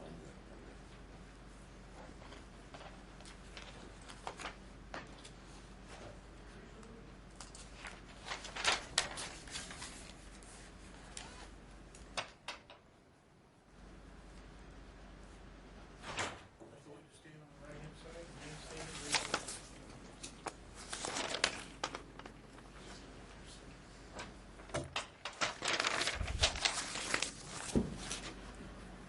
Do you solemnly swear the testimony you're about to give in this action shall be the truth, the whole truth, and nothing but the truth, so help you God? All right, you may be seated, ma'am. If you could state your name and spell your last name. My name's Theresa Moody, Moody. Do you live here in Clark County, ma'am? No, Okay, where do you live at? I live in California. California. And you know these two parties here? Yes, I do. Okay, and how long have you known them? Well, Diana's my sister, and I've known Tom since she married him years and years and years ago. I don't even know how long they've been married. All right. And, ma'am, are you aware that these two had a store together? They Here in Las had a store Vegas. together. Yeah, a store. Diane had her own store, and Tom had his excavating business. All right. Do you know that there was, let's call it a family business that they obtained during the time of their marriage here in Las Vegas? Yes, yeah. Okay. And do you know the name of that store, ma'am? Treasures from the Heart. Okay. And from January of 2013, so a year ago, through, let's just start off till today, which would be a year. How many times have you been out here to Las Vegas in the past year? I came here December 31st of 2012, and then left about How many 3 times weeks have you later. visited Las Vegas in the last year? Okay, well, I didn't visit, but I've been here in January, and I came in May or June, and then just now I came yesterday. January of 2013, May, It was May or June, I'm not sure. May and June, and then you just came recently, Yesterday, yeah. yesterday. And are you aware that that store closed? Yes. And do you know when that closed? We moved most of it out before I left. I left on July 21st, I think was the day that I left. Well, we started moving stuff out on July 20th, if I remember my dates right. So when did you come out here for that move? Actually, I didn't come for a move. I came here to help. All right. At You that- said you were here in January, May, Okay, and in- June, when I and came- then recently. When I came in January, No, I am more concerned about, you said I came in January, May, June, and recently. yeah, well, May or June, I don't remember Okay, which May month or it June, was. Yeah. right? When I came Okay, at that How time, long did you stay here when you came? till the store closed. I went home the following day or the next day. All right, so you were here up until the store closed, correct? Yeah, July. from either the middle of May or first part of June until the store closed. All right. And then after that, you didn't come here till recently. Right. So you helped move items from the store over to the Red Coach residence. Yeah, mostly my job that day. Well, I'm Was- just trying to get a time frame here, Oh, ma'am. okay. So you Yeah. helped on either directing or boxing or whatever it was in July over to the Red Coach, and then you went back to California, and then until recently is when you came back here again, correct? Yesterday. So as Yeah. far as what happened to those items after they left the store, once they got to their house off of Red Coach, you wouldn't have any idea, any personal knowledge of who had those items, where they put them, after you had left. Is that correct? When I was here, No, I'm not asking when you were here. I saw where they put them in the house. Yeah, but after you left is what I'm saying. After you'd have I no left, idea. I don't know. You would have no knowledge of that, correct? Right. Okay.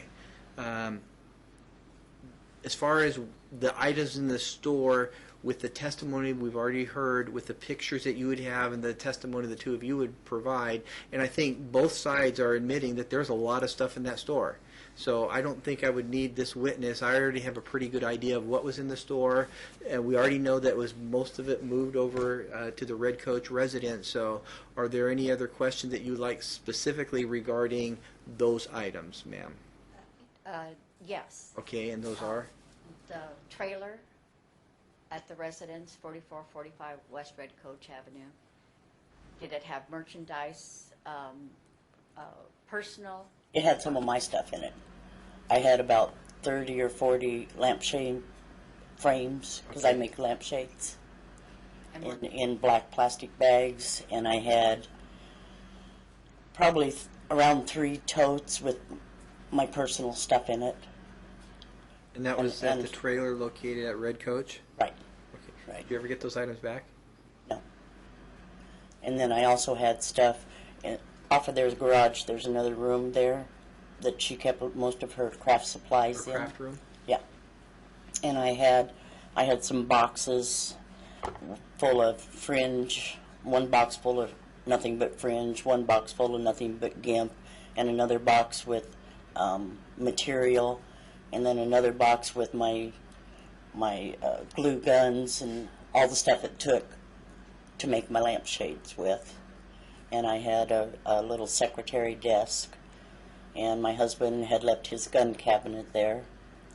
And then we just had some big poster pictures, family pictures of my personal family, my kids and grandkids. They were big ones like that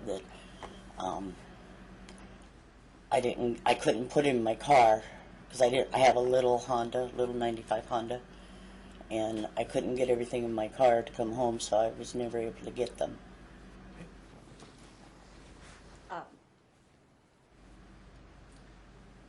the reason that you came to Nevada and helped with the store, what was it? So she could take care of him and be with him at the hospital every day. I opened and closed the store every day so she could be at the hospital. Then when I'd close the store, I would go over to the hospital and spend some time. And I'd tell Diane, I said, Diane, I'm really tired. I said, do you want to come home? Or, no, I'm going to stay here. I said, okay, well, I'm going to go on home, because it was long days, She moved So- here, her and her husband from California, to help both of us with our businesses. I believe that's at least her testimony as to this one store, so. Okay. The other question I have, Theresa, did you pack up items for the week before we closed the store? What kind of items? Inventory items at our shop. Did you help pack the items? I helped pack the items at the store.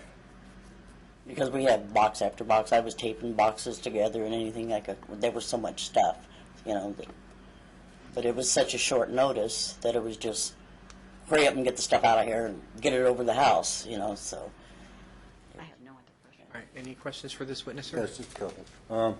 Teresa, the day all this happened, well, the next day actually, Diana came to pick up her clothing. You were there, Mark, Sandra. Did she remove a lot of clothing? She didn't take any clothing? Yes, she took a little bit of stuff. I didn't see how much, but I know it How many wasn't very carloads much would you because say? she had some kind of out of the store, that equipment, like an espresso or something like that in her car. And her Okay. pictures out of the house. Did she take a couple armfuls of clothes? I don't know. Okay. If All right. that much, not did much. she take anything. artwork? She took pictures off the walls. Artwork. Whatever. These aren't little snapshot pictures. No, pictures off the walls. And did you take any of your clothing? Yes. I didn't get it all. Okay. And you say you don't have any of this clothing or any of your lampshade material or any of these things at this point? Any of my supplies for Right, making that? yeah. No, I didn't get any of it. Okay, have you been to the Diana storage units? Yeah, I didn't find any of it in there. Okay, have you been to Mark's house? You have to say yes or no, ma'am. Yes. I spent the night there last night. Okay, did you get Chester's gun cabinet and your desk? No. You don't know where those are? I have Oh. them, yes. No, I haven't had, I just got here yesterday, so, I just haven't got a chance to really check Okay, things did out. Diana tell you that she has your clothing out of the closet that you were? Yeah, she said she had some of my clothes in there, Okay, well, my sweaters and correct, stuff like it that. is all So there. I just haven't got to Okay. see it. And when Diana says she was at the hospital all the time with me, and that you were running the store the whole time during the day, Is the light still on? I don't think so. 'Cause I don't know what happened. I think our computer system okay, just shut down, so we'll have to get And back it on. just happens so you didn't lose Yeah. anything. Since I don't have a court reporter here and everything's by way of video transcript, we're going to have to wait to get that booted back up.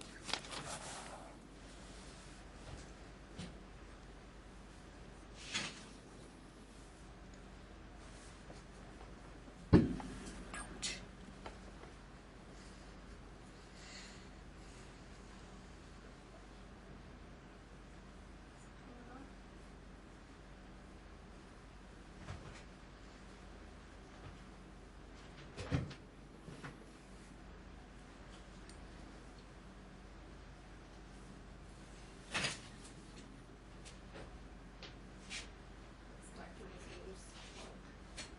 It should be okay. It's not good.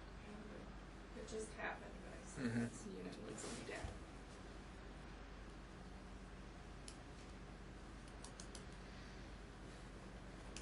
that's why mine goes out the window.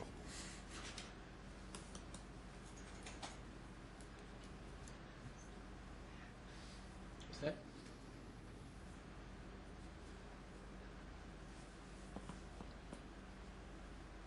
So it'd say it came back on, but we're still back to like spring, so I didn't know. Sorry about that.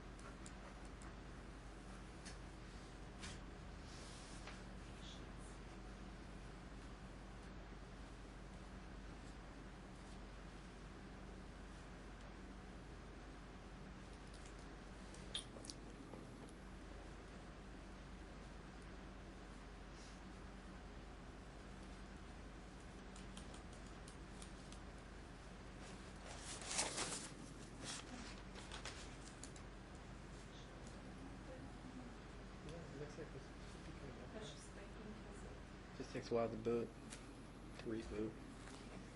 My red light just came on, so that's a good thing, right? it is.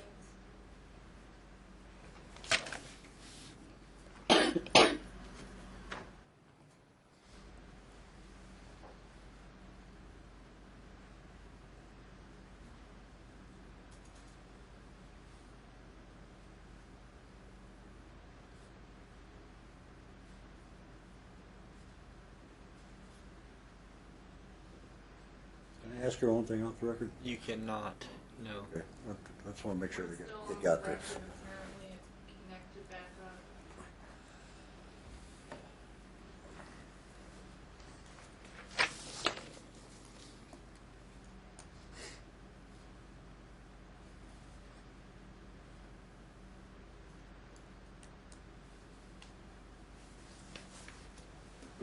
Are you gonna watch the video, or can I put this stuff away? This was what the attorneys took of the inventory that was in the house and in the different rooms.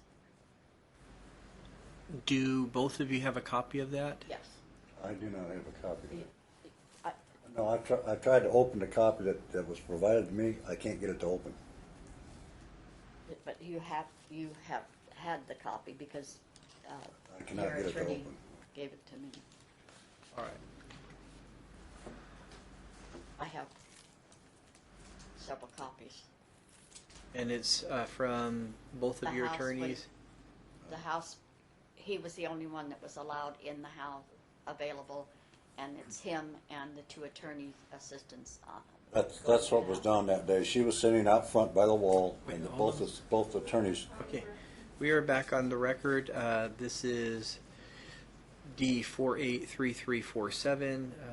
There was a problem, a glitch with our computer, and we were off record momentarily. We are now back on record, and the parties are back before the court, and Theresa Moody is testifying. Sir, you had a, what was your last question? Okay, well, I believe you said that you asked a question regarding whether she had come out, I guess, to help with the store while Diane was at the hospital, correct? right, okay. Now, well, I did prior to that, though. I asked about the gun cabinet and desk, just to Yeah, make sure we that's on went there. through that in the. Okay. Well, Theresa, when you came out to work at the store, Chester, your husband, also was working for me on a project, right? Correct. And then he stayed and then went home. I don't know what reason at that point. I was in the hospital. He went home because there was too much arguing. He didn't want to deal with all that stuff. He didn't want to be involved in it. Okay. During the time, you say Diana was up with the hospital with me all the time? Mhm. And how do you know that? Because I would call her, or she would call me to and from the hospital to see how you were. She did And that then- on a landline? Huh? She did that on a landline? I do not remember that, All but right. I know she would be getting ready.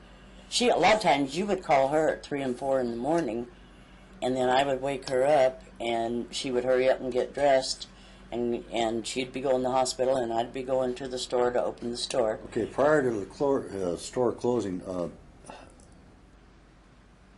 I was in the hospital. I was home at that point. I came home after that. You are aware we had video cameras in the store that were monitored from the house? Yeah. Okay. And are you aware that several occasions I'd called and because the store was closed in the middle of the day? What I would do is I would lock the door, and I would walk up and get me a Alright, sir, pizza or sir. get me cigarettes. My question is, remember, we're here on very limited issues. We're here on the property that was in the store that everybody admits that it was there, and what happened to that property, and it went over to the house, and what happened to it, and access to that property. This doesn't have anything to do with the issues that are before us today. Do you know that if any of these items were removed by anyone other than Diana or moved by myself? What items? Other than the items stored from the store that were stored at the house? I don't understand the question. Well, the inventory, your personal belongings, your clothing, her clothing, the artwork, the piano, any of these things. Do you know who removed those? Were you there, present? When I was there, I think Mark and Sandra were there. I was getting my own things, filling my car to go home. And I think Mark and Sandra were helping Diane. I'm sorry, I meant after that, because you've answered that already. Oh, okay. After you got your things left, do you know, were you there or any time back or any knowledge of these things being moved or who moved them? Oh, once I came home to California, I don't know what happened That's after all I I got, Your Honor. came home to California. Anything else, ma'am?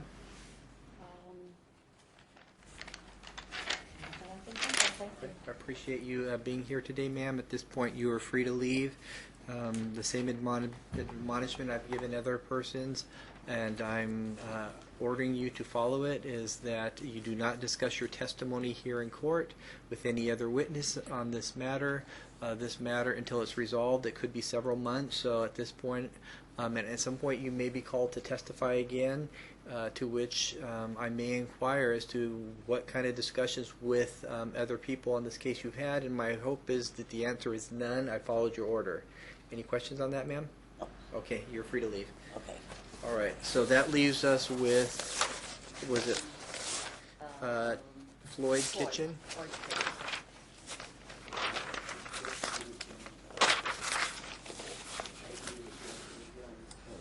Just your gun cabinet. Sir? Okay, Floyd. I want to make sure those weapons aren't left around.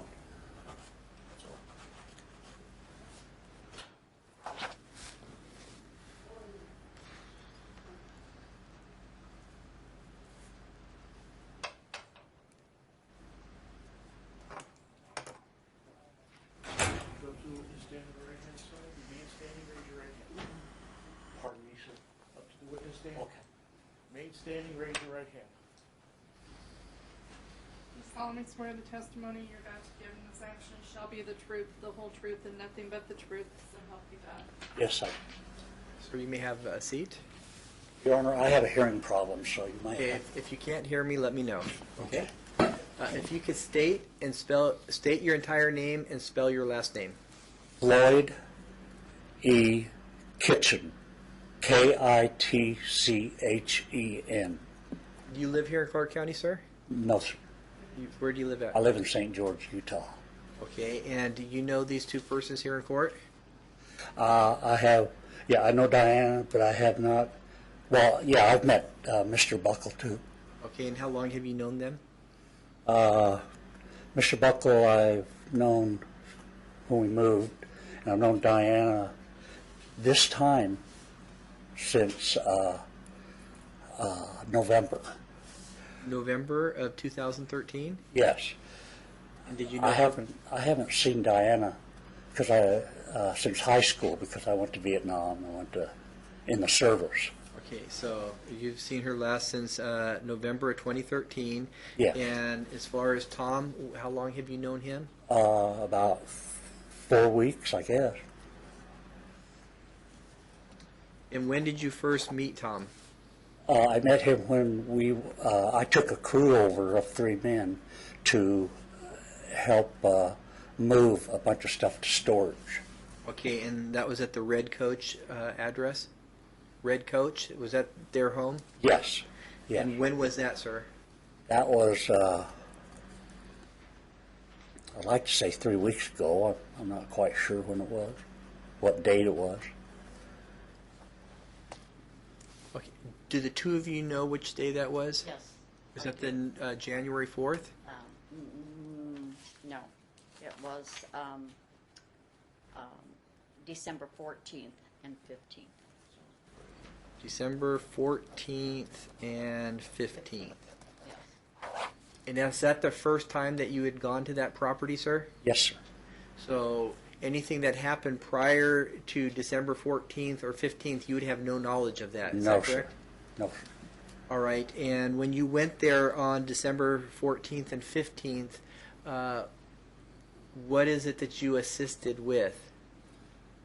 Well, there was different rooms and a storage shed that was full of all kinds of stuff.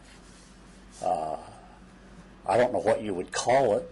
It's looked like things that were, there was a wood shop, things that were being made for some kind of a, I would say probably a gift shop or something like that. Were most of the items in boxes? A lot of them were in totes. And a lot of it was, there were some in boxes, and there were some just piled.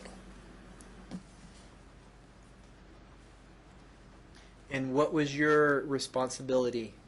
My responsibility was oversee the 3 Mexican gentlemen that we had that was loading the truck, the U-Haul truck, and oversee them and make sure that we got what we were told. Well, we kept being told, you know, you can't take this, you can't take that, you got to take this, you got to take that. So, you know, we And had... who instructed you on what you could and could not take? Mr. Buckle. And as far as you had 3 gentlemen that were working for you in loading the truck, correct? Yes, sir. And these two were out there also, correct? Yes, sir. Diane, Tom. Were there other persons out there that day? Was there, pardon me? Other persons there at the residence? Yes, Mr. McGuire was there.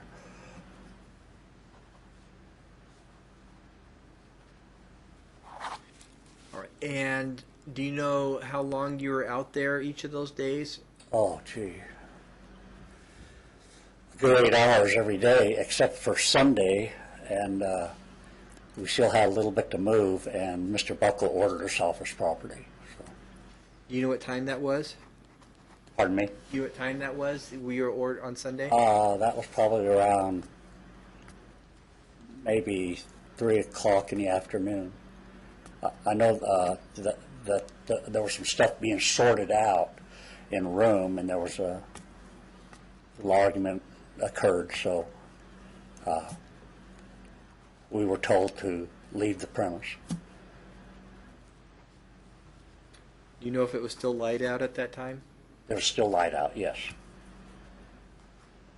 And on the first day, were you able to fill up the trailer? Oh, we filled 7 truckloads, sir. On the first day, we took, I think, 4 or 5 loads. Second day, it was 2 loads before we were asked to leave. So 4 or 5 on the first day, and Yes. then 2 loads. And how, it was a U-Haul truck? Yes. And do you know which size truck it was? It was a probably a 12-footer. It was a smaller one.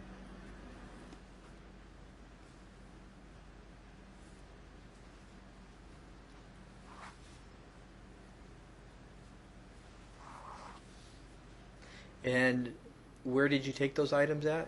We took them to a storage units right down the street from the residence. I don't know the particular name of it. Within a couple miles? Oh, within maybe 3 blocks. It wasn't far.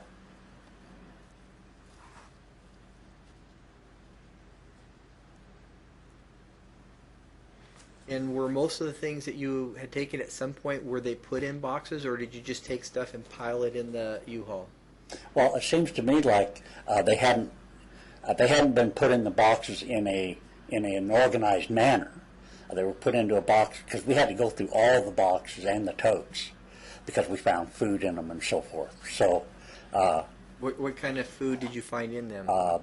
found a couple bags of sugar. We found canned food that was outdated, and I know from past experience that that food, when the heat hits it in storage, it'll open up.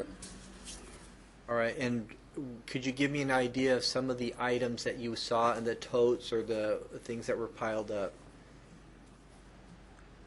Well, sir, I don't know how to explain to you what the stuff is. I mean, Would it appear that there was like seasonal type items, maybe Santa Clauses or bears, animals, like?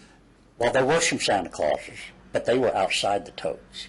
Okay. They were up like this, high. Did you take any of those with you? Oh, we did. We took, I believe there was 12 of them at different sizes, 2 different sizes. Right. Compared to the items that you had removed on the 14th and the 15th, did you take more items than were left? Or was there more left than the items that you took? If you were to kind of figure out the boxes and the piles and stuff. Well, there was one room that was just in disarray. I mean, it was just everything had been piled in this room. And Mrs. Buchele had to go through it in order for us to put it in boxes. There was also a desk, and there was the wood shop. There's a lot of wood in there. It's real heavy. And then there was... Did you take any of that? Pardon me? Did you take any of the wood? Yes, we did. What kind of wood? How would you describe it? It was like lumber type wood? It was pine, and it was 1x stock, and it was... most of it had already been cut out in patterns. Okay. to be put together.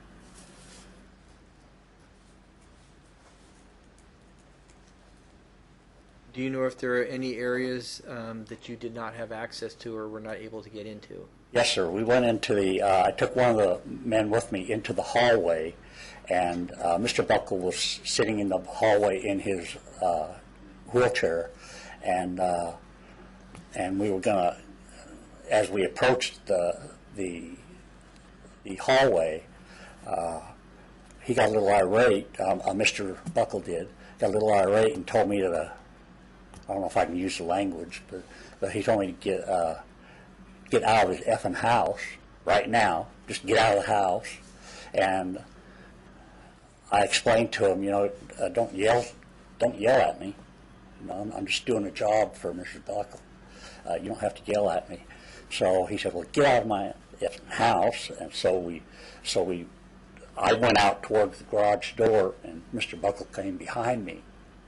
And he yelled at me again as I walked out the garage door, and I turned around and I said, please don't yell at me. And then I decided I better get away. So, and he took off back into the back room.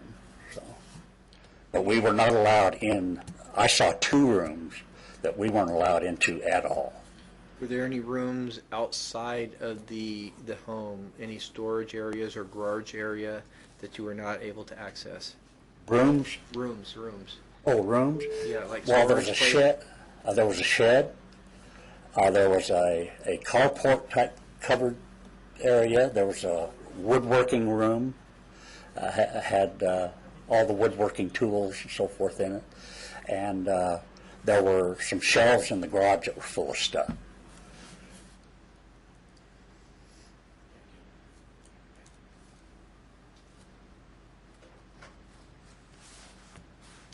Okay. Ma'am, do you have any additional questions for this witness? Yes. You were helping remove the containers to the storage unit. At the storage unit, each thing was opened by you and me? No, not at the storage place.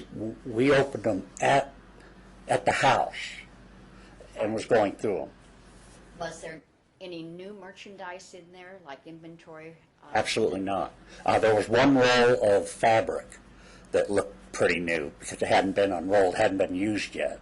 But the other stuff looked like it was kind of old and crumbled. These containers that were removed, was there a lot of dust on them, like they had been there for a long period of time? Oh yeah, that wood shop was a mess. We had to take the dust off before we could move it. What about the totes? The totes, they were just scattered everywhere. No, was there a lot of dust on it to show that it was old things that had been there for a long period of time? Yes. And in opening these totes, we found... All right, ma'am. Again, you have to ask him what he saw when he opened the totes. When you opened the totes, did you find... You have to ask him what he found. Okay. Okay, sir, when you open up the totes, what kind of things did you find in them? It was definitely stuff that was for crafts and things, but it was old stuff. I would have taken it to the junk. And then we started finding the canned food and the sugar and the cereal and the Chinese wrappers, Chinese food wrappers and stuff. And we decided to go through all of them to make sure that this stuff, if it was any good, would be destroyed in the heat. Do you have any questions for this witness? A few. I'll start with the last one first. These food items and sugar items, do you know why they were put out there in totes? Or in boxes? In the totes? Or in boxes? You mean why? Why they were out there in the storage units? The food? Yes. I don't know. We just found it in the totes. That's speculation. I can't ask you that. Okay.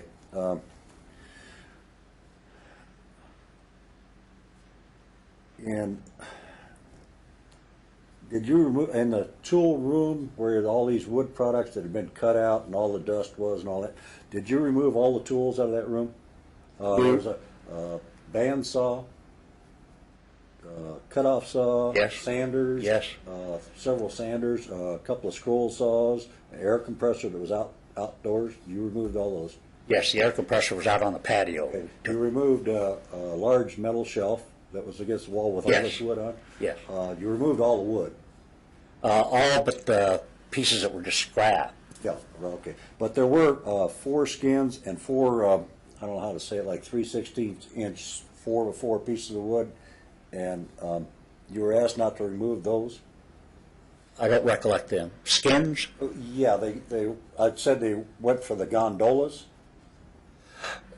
No, I don't recollect that. There was some outside of the wood Okay, never, forget it. And what was your purpose in going into the hallway in the house? Well, we were told that we were going to move them Santa Clauses, you know, that you had in the other room, all standing up. And so we come in and we approach you at the wood shop or at the hallway. Plus, we were looking for a restroom. Were these Santas in the hallway, or were they in the den? No, they were in a room right next to where you come into the house. There was a big room. Like a den facing the patio? Yeah, kind of like that. All right, that's good. So there was no reason to be in the hallway. Yeah, because I had to talk to you. I don't know what that purpose was. You were told. Well, I had a man that had to go to the restroom really bad. Well, that's not my problem. And you, Sir, well, wait, it was wait, my wait, problem. Hey, time out. Sir, you can ask him questions, just not the time for you Okay. to make comments. How many storage units did you put these things in? How many storage units? 3. 3? 3. Okay. That's when you were moving. Pardon me? That's 3 you know about that you were moving things into. That's the only 3 I know of. Do Okay. you know the size of those units, sir? Pardon me? The approximate size of those storage units? Maybe 7 by 10 at the most.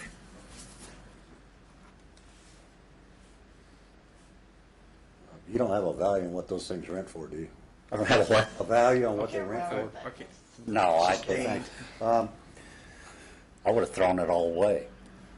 No, he said what the storage unit rents for, but that's not relevant to our Okay. discussion here.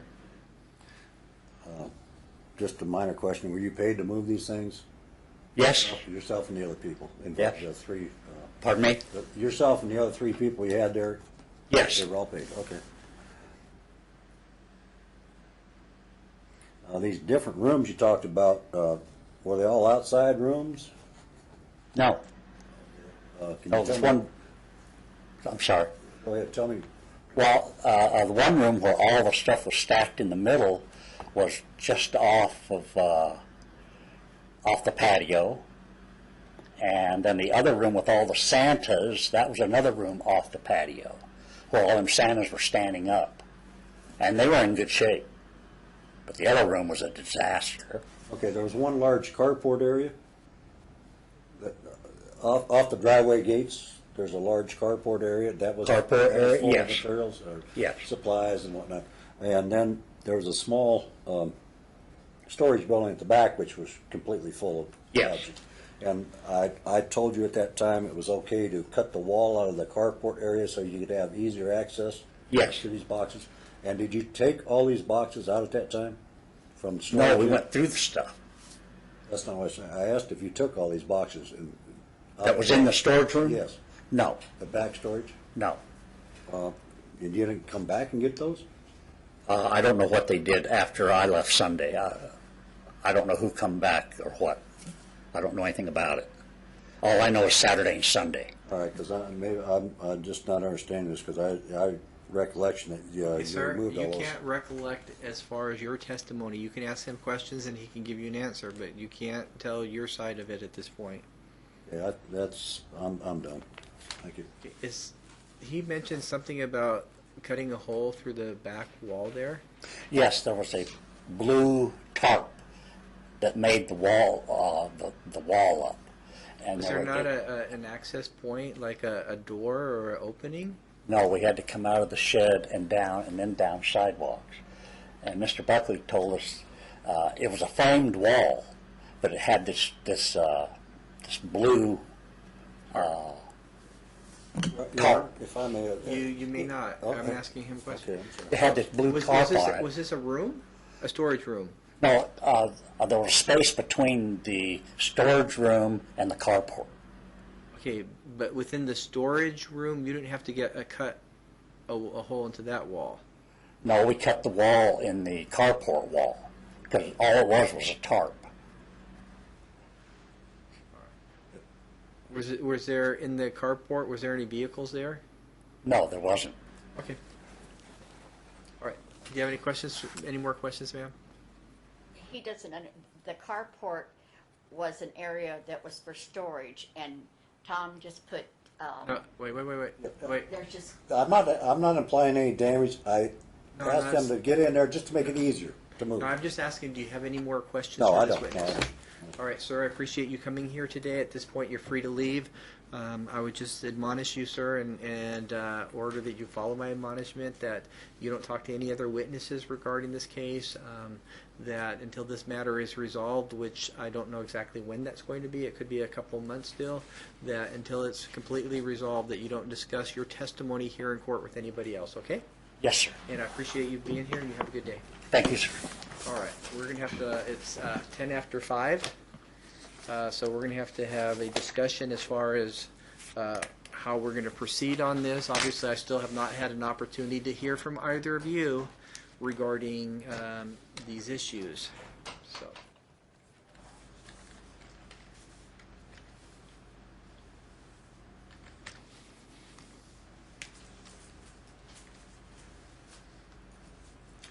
All right, this is what I would like to do on this matter.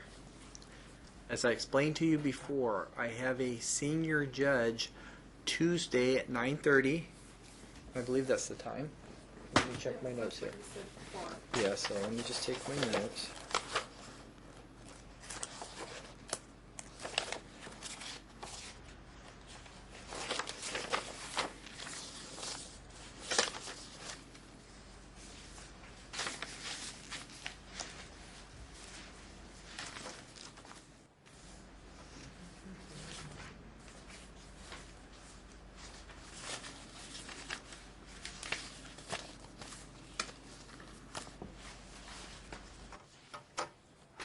All right,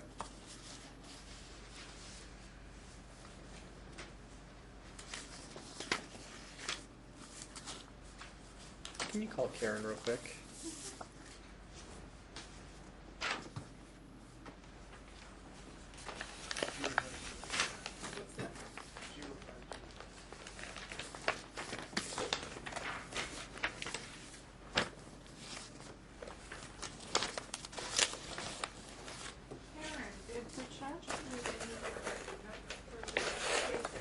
No, just ask. Hear me now? Karen, settlement conferences were Tuesday at 9:30 and Friday at 1:30? Okay, 9 a.m. I think you're right. And then, yes. Yeah. Okay, so, yes, I am. So I think it's 9. Okay, very good, thanks. All right, bye. Okay, it's 9 o'clock and 1:30. Excuse me, not this Friday, right? No, Tomorrow. not this Friday. Okay. This coming Tuesday, Okay. which I believe is what, the 21st? And this is Friday, which is the 24th. So 9 a.m. Tuesday and 1:30 on Friday.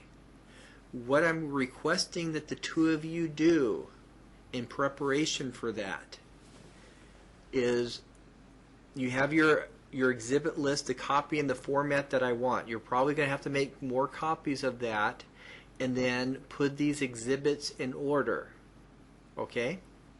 Where you can present that to the district court judge, the retired judge who's going to listen to this. Additionally, each of you, and you're going to have somebody assist you probably, but you're going to have to sit down and do a list of the items that you are requesting that you believe are still there. May I say something? The items are no longer there. They weren't there when we were last time in court. Okay, but there are items that you believe should have been there. And there's items that you have already gotten. Yes. And what you should probably do is try to estimate the items that are community property, not items from before, but community property, and estimate what you've had. Because if it's something that has been obtained during the time of the marriage, that would be community property, and you would have a 50-50% interest in those items. And I'll just give you an idea. If there were 4 storage areas, whether it's a room, whether it's a shed, a trailer, whatever it is, if there's 4 areas, and let's say they're all of equal value. So let's say they all have $10,000 of items in there. Okay, that would be $40,000. So for example, ma'am, if you took 10,000 of those in value of those items, and there was 30,000, and I'm just making this stuff up just to give an example, and you took 10,000 and the overall value of the items was 40,000, then you would be entitled to another $10,000 in value. So I need to know what each of you were given by way of community property and an idea of what the value of those items were. And then we'll have to have some discussion as to what other items were there, because there, based on the testimony of both sides, there is a lot of items in that store. Yes. But we're going to need to have as best as possible an idea of what you were given. Same with you, sir. What you were given from community property. We're still going to need a list if there's any community vehicles that were obtained during the time of the marriage. There's no vehicles that have any debt on them, correct? No. All right. As far as any other furniture, jewelry, you may have already separated by way of your clothes. There may be some issues that are no longer in dispute. As far as my understanding, ma'am, you have some of these items, like the kettle for the fudge, and some other items. You have maybe some of the cameras and some of that equipment. We're going to need kind of to know what that is. And so you're going to have to list those items. The next thing that I would do is I would do what's called an A-B list. All right? So, That's where I get confused, that A-B list. okay, I'm going to... That's not dealing with the exhibit, sir. That's dealing with the items. So what you would do is you would take all the community property items and you would put on one side a fair distribution of half of those items, and you would put it on the other side as to a fair distribution of the other items. And then what you do is, if you did the A list, ma'am, and he would be able to pick between the A, B list on your list. So what that means, if you put all the good stuff on the A side and all the junky stuff on the B side, he's probably going to pick the A side because you stacked the A side with all the good stuff. So what the two of you would do is you try to do an equal, exchange of the items. It's not going to be, one item for another, but as long as it's equal and the two of you, agree to that, that's one way of resolving this. So there's going to be some work that the two of you are going to need to do. And you're going to have to at least list the items that you believe were there or should have been there, and you're probably going to have to do some estimate as far as the values of those items. And then, again, you're going to have to list any, the home on Red Coach. Did you have that before the marriage, sir? Yes, sir. Are you asking for any interest in that home? Yes, I am, And Your Honor. what is that interest? I was on title of the home. Since 2006. Yes. Yes. And she never contributed 1 cent anytime. Hold on. I've been on Wait, title hold since- on. Okay, under community property law, if you put somebody on the title of a property, it is deemed that it's a gift, unless you have something in writing as to that it's not a gift, that you're just doing it for some other reason. So that district court judge or myself would apply community property laws. Now, if you're married and you buy a property during the time of the marriage and you don't put the other person, that is not deemed a gift to yourself. But if you put the other person on the title after the marriage, whether whoever got it, that would be deemed a gift. And I don't even know if there's any equity in that home, but that's something that the two of you would have to look at. So you'd probably have to try to maybe get something off as, I don't know if you know what Zillow is. Try to find out some value on that. At some point it might have to be appraised. Whatever property that either of you are requesting.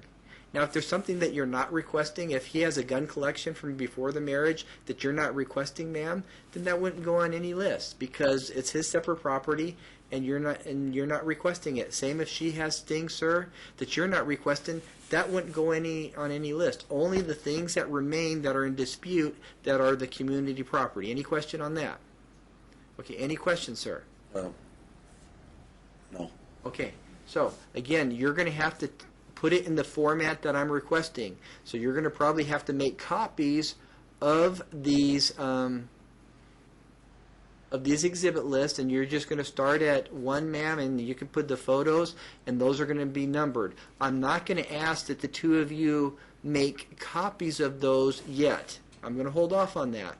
But you both need to bring a set of whatever you want the district court judge to look at, and it has to be in paper form, with the exception if there's video, then you should bring that to that judge, and you should bring your computer again so he can look at them. Okay, but right now I'm not going to ask that you both make copies, but there would be at least one copy from each side of your exhibits and your documents so you can explain them to the judge so he can see them. And then you're going to have to list everything and come up with some type of a value so that judge can, judge apples to apples and oranges to oranges and try to get the two of you. My hope is that whatever's happened in the past, that the two of you can sit down, have a reasonable discussion, divide up what you can, and be divorced and go on with your lives. I was on title to my car that I drove all the time that he has now. He gave our truck to my sister, and I got my sister's car.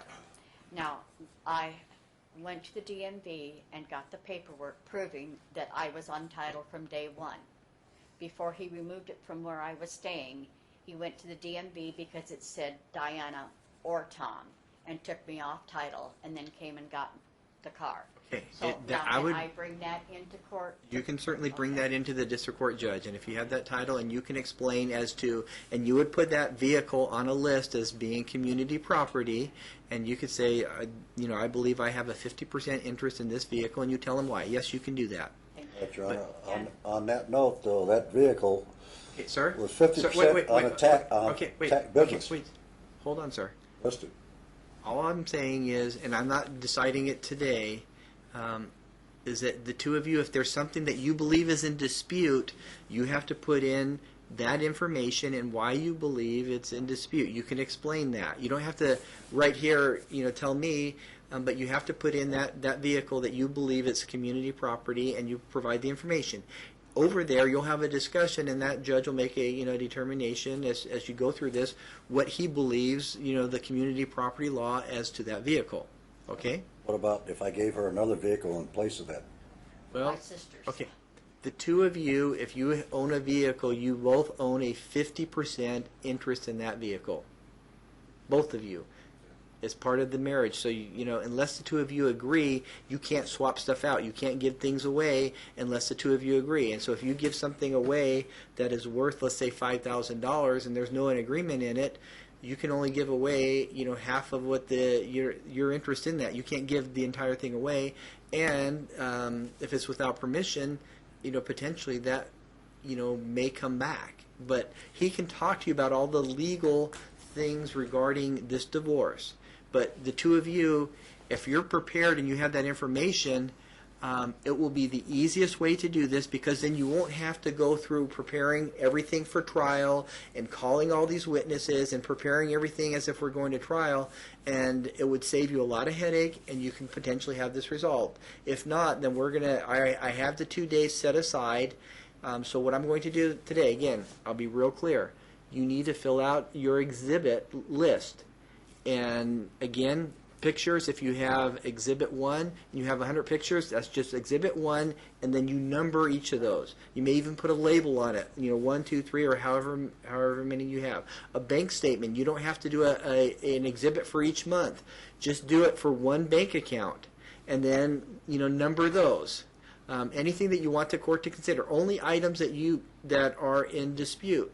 If you've been given community property, you should probably at least list that and try to come up with what you believe a fair value is, because at the end of the day, it has to be fair and equitable, and you're going to try to divide, this property. So that's the goal for the two of you over this weekend, and Monday's a holiday, but the two of you need to put that together. If you have pictures, sir, you're going to have those pictures printed out, okay? And then you're going to have to put them in a binder and label them as an exhibit and then number them. Excuse me, Your Honor, do they have to be just like hers? Printed? I can't Yes. just do them on the No. copy machine? Okay. No. Well, okay. Well, Okay, I mean, that would make them black and white, basically. Would that work? Because basically, it's just showing furniture items. Doesn't matter what color they are. I don't know. what I would do to now, I just make copies of you can do it on a copy machine. At some point, and we'll discuss this if necessary, we may need colored. But right now, I just want to have all the information on the table where the two of you can, resolve this. If you have anything from like Social Security that shows, and you're gonna, your bank accounts, how much money's coming in, and what benefits you have, you should probably bring that information with you. Okay? So you're gonna go up to the 3rd floor at 9 o'clock on Tuesday morning. So you should probably get there about 8:45, about 8:45. I'm sorry, what room is that? Or is it You're just going to take the elevator up to the 3rd floor. When you get there, there's a receptionist, and you're going to tell her that you're there for the 9 o'clock mediation, and they'll show you where to go from there. Okay, You'll bring your documents with you. One quick question. As far as the house, should we try to get a value on there? Because there's a major tax lien on there. And also to the car, should I get a value on that? You know what? I would just try. You can do like a Kelly Blue Book. You can go online, and with that information, it'll give you an idea what it's worth. For the house, if you go to Zillow, it may give you an idea as far as if there's any liens on that property. You should probably provide information as to what's on that property. And I have one more question, Your Honor. Can I get the paperwork back so I don't have to do it all over again and just add to it and That would be down? fine, ma'am. Okay. Okay, I have no paperwork from her other than this. So you tell me what, Well, do I give this to her? Or does You know she- what? I need to. I don't- have the money to redo all. It doesn't this. matter to me as long as it's going in. Okay, Do I have to produce this if we come back to your courtroom? Well, what is going to have to be produced at some point is you're going to have to, whether you use those documents or other copies, ma'am, you're going to have to, at some point, if we go to trial, I'm going to need an exhibit book from 3 of them. That you each have one of the other parties, and I'm going to have one. So at some point, if you have some of the same copies, you're still going to have to make 3 separate ones. So it doesn't matter whether, and at some point, they're going to have to be labeled. Whether you put a sticky label on them now or later, all 3 copies are going to have to be labeled. Okay. I'll give these back to her. Okay, well, that's fine. Stipulated that if I have to come back in here, she's going to replace the copies for Well, me. I thought that's what I have to do. I have to have it all like I'm doing Yes. here, right? So- If we go to if we go up to this judge on the 3rd floor, we don't need 3 copies, do we? No, not right now. If you guys go through settlement, you don't need it for that. So you can give those back and she'll prepare them. But on your photographs or documents that you have, you're going to have to bring copies, and it's going to have to be listed by way of exhibit. Okay? Okay. So you're going to go there Tuesday and Friday. Tuesday and Friday? Yes, it's now. If you get resolved on Tuesday and you do approve up on the divorce, you don't have to go on Friday. But if things are moving along and it just takes a little bit more time to get all these issues resolved, we have you scheduled for Friday at 1:30. Tuesday at 9, correct? Tuesday at 9, Friday at 1:30. Right. You both have my court clerks. Well, you probably won't be able to. Well, do you have a pen there, sir? Yes, sir. 455-0520. 0520. If you have any questions, you can call my court staff tomorrow. You won't be able to reach them on Monday because Monday's a holiday. They won't answer. Otherwise, I'll just anticipate that you're going to be here at 9. And then the other thing that I need to do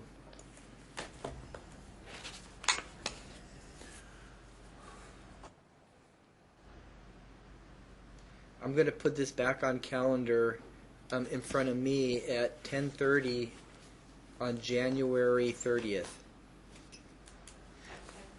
10:30 on January 30th. Now, if everything's resolved and you take care of everything next week, you don't have to come back to me. There'll be a prove-up and you'll be done and you'll be divorced. Okay? All right? If you have some items that are resolved through mediation, that'll be great. And if we still need to come back before me, we'll take care of it. But if you have a full resolution regarding everything, you'll be done and you won't see me here again. Okay? Okay, thank you. All right. You have a good night. Thank you. Thank you.